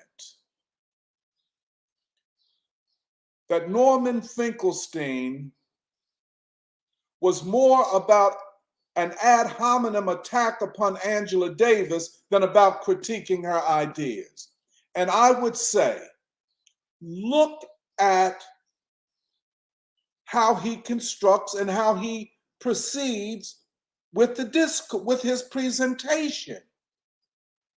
Don't just say, well, he was right about communism and prisons will exist until advanced communism. And ha, ha, ha, how could she not know that? That was his attitude. So, and then this thing of she was introduced by the richest woman in South Carolina. It was all ad hominem. Just like he asked me, why was she selling t-shirts? You were interested in taking her down. And I say, and this I'm saying, Jasper, you got to be a little more principled. I put it that way. And I know Jasper. Look, if he doesn't use the same language and method towards Bernie Sanders, who wasn't taken down by Black Lives Matter, any of that, it was the inherent logic of his own opportunistic positions. Did identity politics compel him to call Hugo Chavez, the leader of the Venezuelan people, a dead communist dictator? Who compelled him to say that? Have you criticized that? And with the same method and vitriol that you used against Angela Davis. No, it wasn't about her book. It wasn't about who introduced her in South Carolina. You wanted to settle accounts with the most important communist of her era. That's what you were trying to do. And there's a lot of envy and jealousy and racist competitiveness. You are not Angela Davis. You could never be Angela Davis. You don't have the heart and courage to be an Angela Davis. The other thing, Jasper, that I was raising is, on what revolutionary authority does he speak? And I say that to Midwest Marks. You were drawn into something because you were prepared to suspend a rigorous critique of a person who you assumed was on the left. Norman Finkelstein was marching on behalf of the Gang of Four. The Gang of Four. What was their position on Angola? What was their position on South Africa? Norman Finkelstein, while you were shouting these slogans, what was your position on the Black Freedom Movement? And whoever said it, they are absolutely right. I think whoever said it, Black people are a failure for him. I don't care how you try to cut it. He sees Black. That is a fundamental assumption. The Du Bois that he is praising, and listen to him. Oh, these fine lines, this literature in Black Reconstruction and all. Oh. You're not doing Black people no favor. We don't need your praise. And if that's all you got from Black Reconstruction, you'll never see it as the fundamental scientific work that it is. In fact, you prefer John Stuart Mill's on liberty to Black Reconstruction. Let's keep it 100. Let's keep it 100. No Black person rises to the level of any white person in Norman Finkelstein's worldview. And I would say to Platypus, don't unleash that on young people. Just like, just like the young person came to the Robeson event in Chicago. He's from China. He's a citizen of the People's Republic of China. All this might be new to him. He hears it for the first time from Norman Finkelstein. And he says, Norman Finkelstein said that it was Khrushchev's speech in 1956 that broke Robeson and the Communist Party. I just asked one question. If it broke the Communist Party, how were we able to lead the struggle for the freedom of Angela Davis? How was that possible? Since we didn't exist anymore. Right. Since now that the principal leadership, see, and there's another question of racism. when it's the party of Black leadership, and it was definitely becoming that. And there are a lot of things we could talk about. The Henry Winston function, then the second tier of leadership in major districts like New York and Chicago and Philadelphia of Black leadership, especially Black working class leadership. All of this, but we don't exist. But I was trying to make this point that no Black person has much to say about anything outside of a narrow conception of Black people. And the best we can do is talk about ourselves as victims. We have no vision of the future.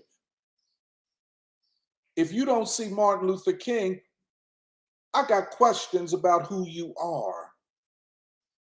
When I say Martin Luther King, I'm talking about the great movement. They don't know. And you take Chomsky. Chomsky can talk about everything but the Black struggle. Everything. Nicaragua, Venezuela, China, anybody. It's like Black people don't exist.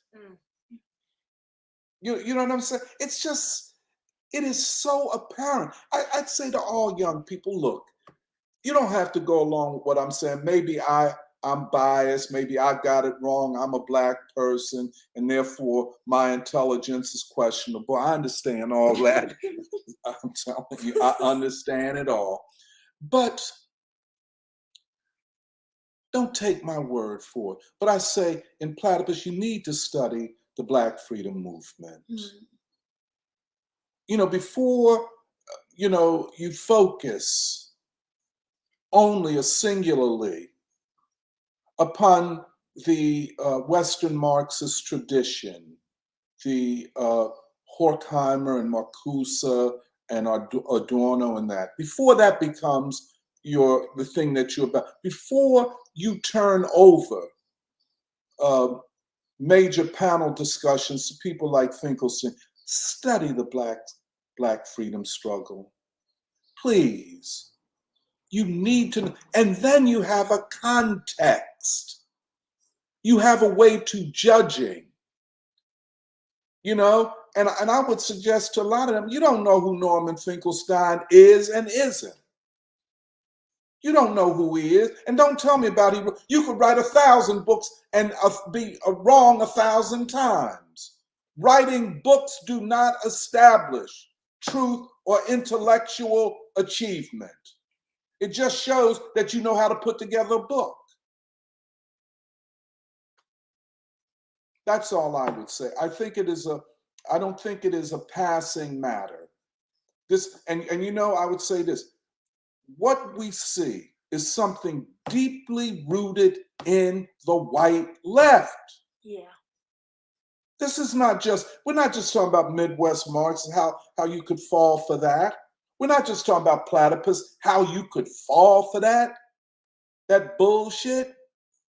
But why is the pattern repeating itself in widely disparate groups? Yeah. Why? Why are you making this mistake? And the question is, well, what is the deficiency? What is the blindness? What don't you see that you must see in order to understand what you claim to be fighting for? That's the question. And how can you walk? And I say this very frankly, a lot of the young white people, you need to be humble. You need to humble yourselves. You're too self-absorbed, too arrogant. You think you're too damn smart. You understand? You think that, and another thing, you think you're too smart to take seriously Black folk. Like I say, if you choose Trotsky over W.E.B. Du Bois, you've made a fundamental mistake. So some of them will say, well, we want to bring them two together. We want to. No, you don't. Because you ain't never read Du Bois, but you read Trotsky. Choose Trotsky over Du Bois? That's a fundamental mistake. Not to see the civil rights movement, or for that matter, not to understand the Black prophetic tradition and what it means to people far beyond the Black struggle, far beyond Black oppression. I mean, it's certain, yeah, that you get my point. I don't want to keep going.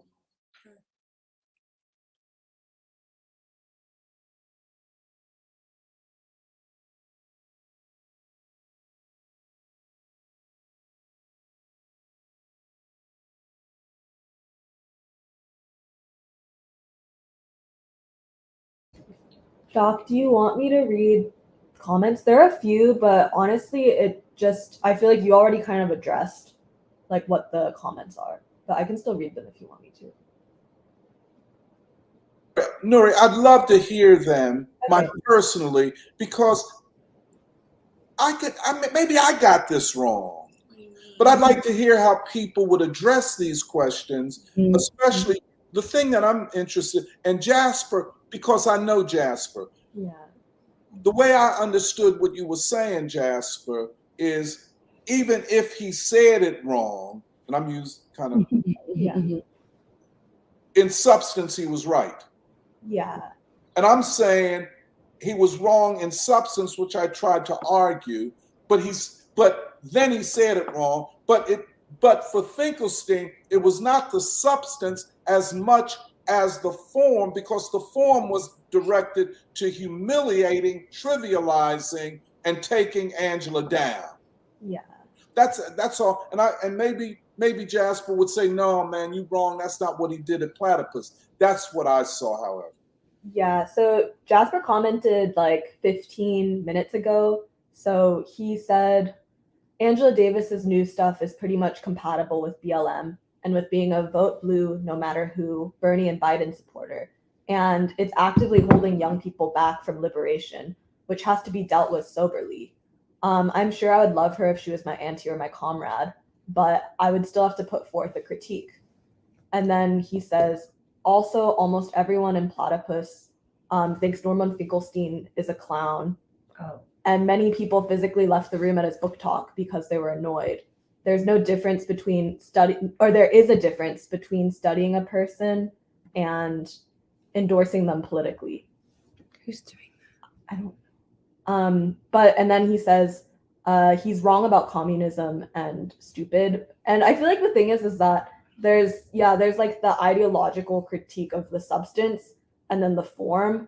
But I feel like, Doc, you had already said, okay, but doesn't Platypus need to take responsibility for who they're actually like actively choosing to solicit on the panel? And like if you feel that strongly about Finkelstein, then why do you endorse him like that? That's right. That's right. I mean, given over to him several hours. I know Nathan and Magna were there.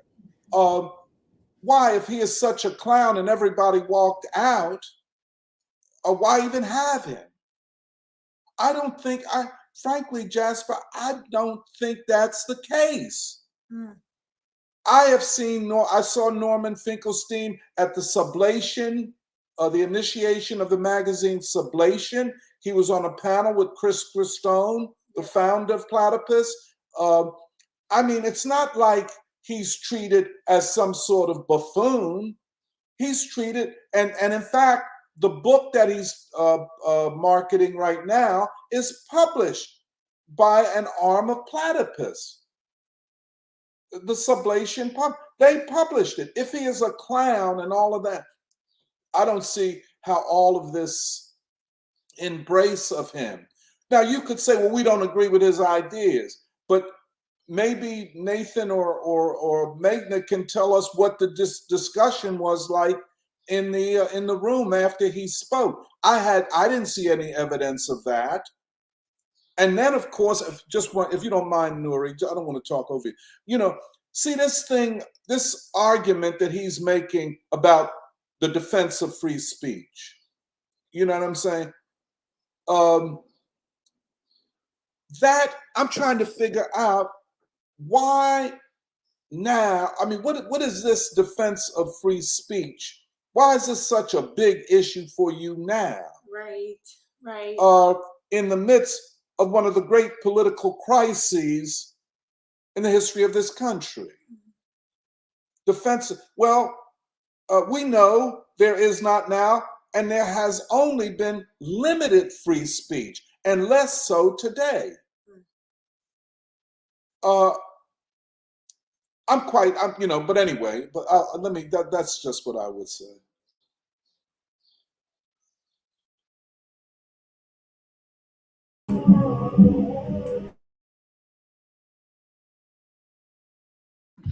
Oh, Nuri, why don't you read some of the other ones? I'm sorry, I didn't mean to interrupt you like that.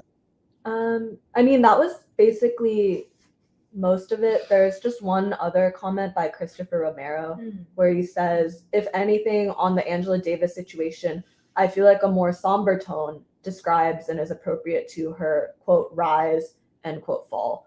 Much like Doc said, it's time to put her journey to rest, but also learn from it at the same time too. Yeah, because I think the thing is that honestly, like our discussion of this today is not actually about Angela Davis. I think it's much more the white left's like attitude towards basically Black people in general and ideological assumptions.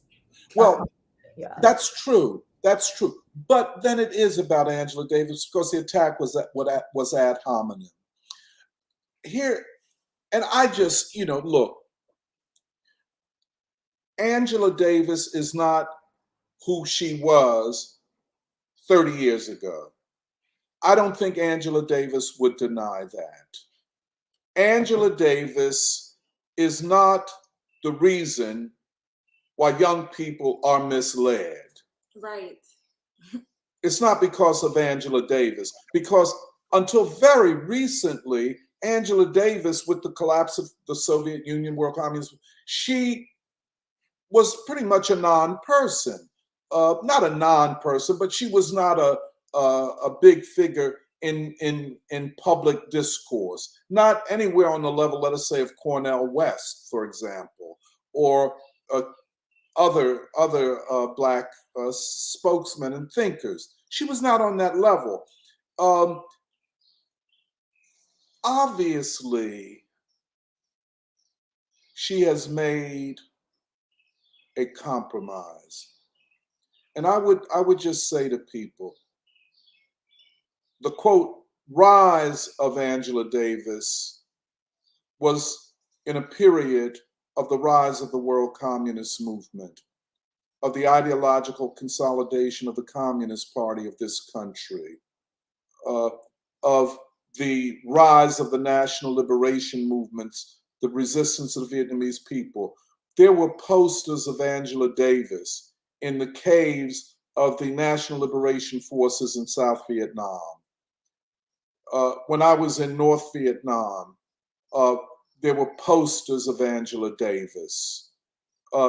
In the Sudan, in Guinea, in the People's Republic, throughout Africa, the African National Congress of South Africa raised up the freedom of Angela Davis. Well, that didn't happen just spontaneously. That was a targeted political project. And at the helm of that was Henry Winston.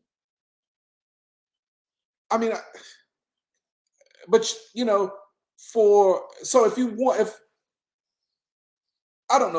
you want to know something, either research it or ask somebody that may have a little bit more information. You don't know the whole story. And without that architecture politically, Angela's damn near out there on her own. So that's what I would say. Can I make just one more point? Just listening also to the comments, the back and forth going on. I'm also thinking that okay, I think I agree with the idea that critique is important, but it has to be done in a principled manner, and it has to be done, with an understanding of the history that, and the revolutionary process that produced a person. Because this thing of, oh, Angela Davis and her views right now are actively holding young people back from liberation. What about Trotsky? Is Trotskyism helping young people towards liberation in our days? So why isn't the critique commensurate? Like, why is it that you sort of consider Angela Davis's position to be the most dangerous and the most risky and the most worthy of critique at this moment? But then, you basically, every single chance you get, you take the Trotsky's position on political questions. So I think what needs to be done is a sober appraisal of what your assumptions are. And when they are wrong, just accept it. Have the humility to accept that you're working from wrong assumptions, because it's not the end of the world. You can correct yourself at every point. But this thing of Angela Davis, I think I can't agree with this, that Angela Davis is, she's actively holding people back from liberation, because you constantly endorse other, like, somebody like Trotsky. I mean, yeah. There's just one more comment that I skipped over accidentally before, but this is a really nice comment. Rhonda commented, "Hi family, I shared with Sister Amina on today's discussion. She says, Wa alaikum salam, wow, all praise is due to Allah. Beautiful. I will check it out. Please give my love and greetings to the family." Prayer emoji. Thank you so much for sharing this with me, sister. Alice is our sweet sister. Aw. I pray you and brother Brandon and family are doing well. Inshallah, I can visit Philly soon so I can spend time with everyone. And yeah, that's the last comment. Yeah. I just wanted to say something we said in free school, we in earlier years, but this thing of when people make a critique, what is the intention of the critique? And I think that is such an important political lesson to learn, because it's not all just like straight lines. You can't just, but it's really about what is the intention behind what you're saying. And yeah, I just think also, like Purva was saying, defending. So are you going to attack I mean like this kind, I've heard this kind of attack on the civil rights movement. Oh, you were not there in that time facing that terror. And you did not transform the country the way the civil rights movement fundamentally transformed the country and opened up a space for revolutionary struggle and unity and a new American people. So I think this has been a really important session for the political education of young people who aspire to be revolutionaries. This thing about critique and just deep respect for people's history and people's leaders. Yeah.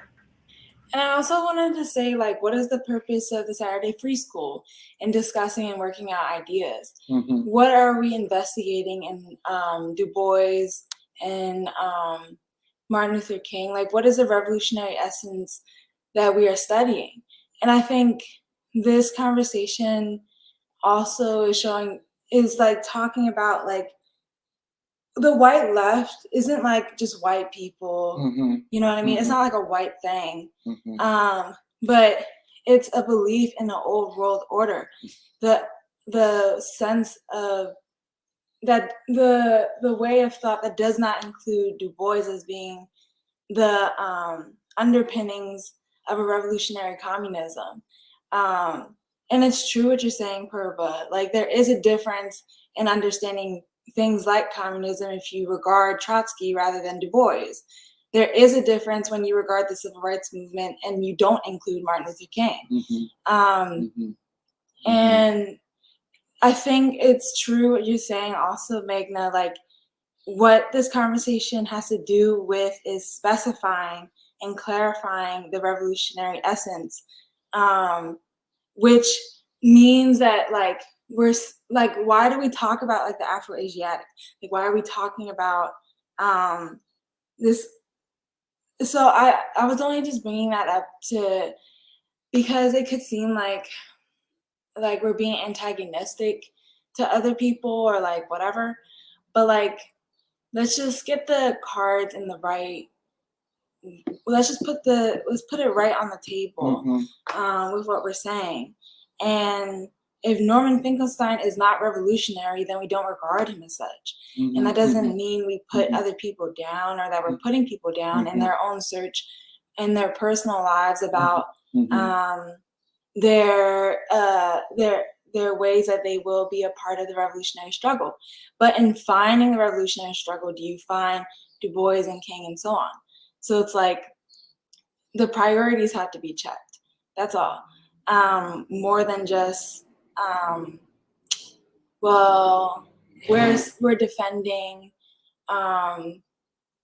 people on a personal basis. It's not exactly like that either.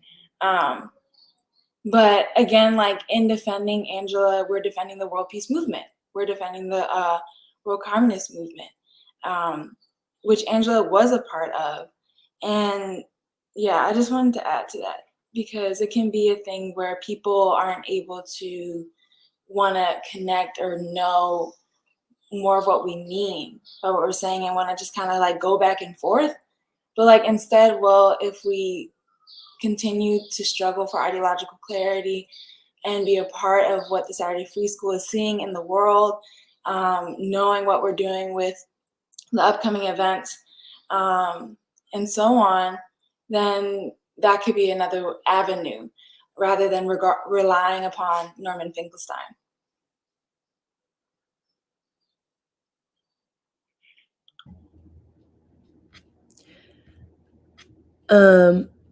Did you want to read the last two comments? There are exactly two more comments. It's pretty late, but I'll just read these two. So Jasper responded again saying, my critique of the Socialist Workers' Party or other trifling Trotskyists is pretty intense, but I don't think any young people reach toward them the way they reach toward Angela Davis. And then Todd says, I just want to thank Dr. Montero again for providing such necessary clarity in the midst of such darkness. So. Well, like my colleague Nuri noted, it's 2:33. 2:34. So if everyone's okay with that, I think we can end here. Thanks everyone for participating in the comments, and especially to my friends on the screen for another great and informative and in-depth Saturday Free School. And we're looking forward to continuing to provide updates on our upcoming event on June 17th, celebrating Paul Robeson and the Most Honorable Elijah Muhammad. And we'll see you next week. Okay, bye.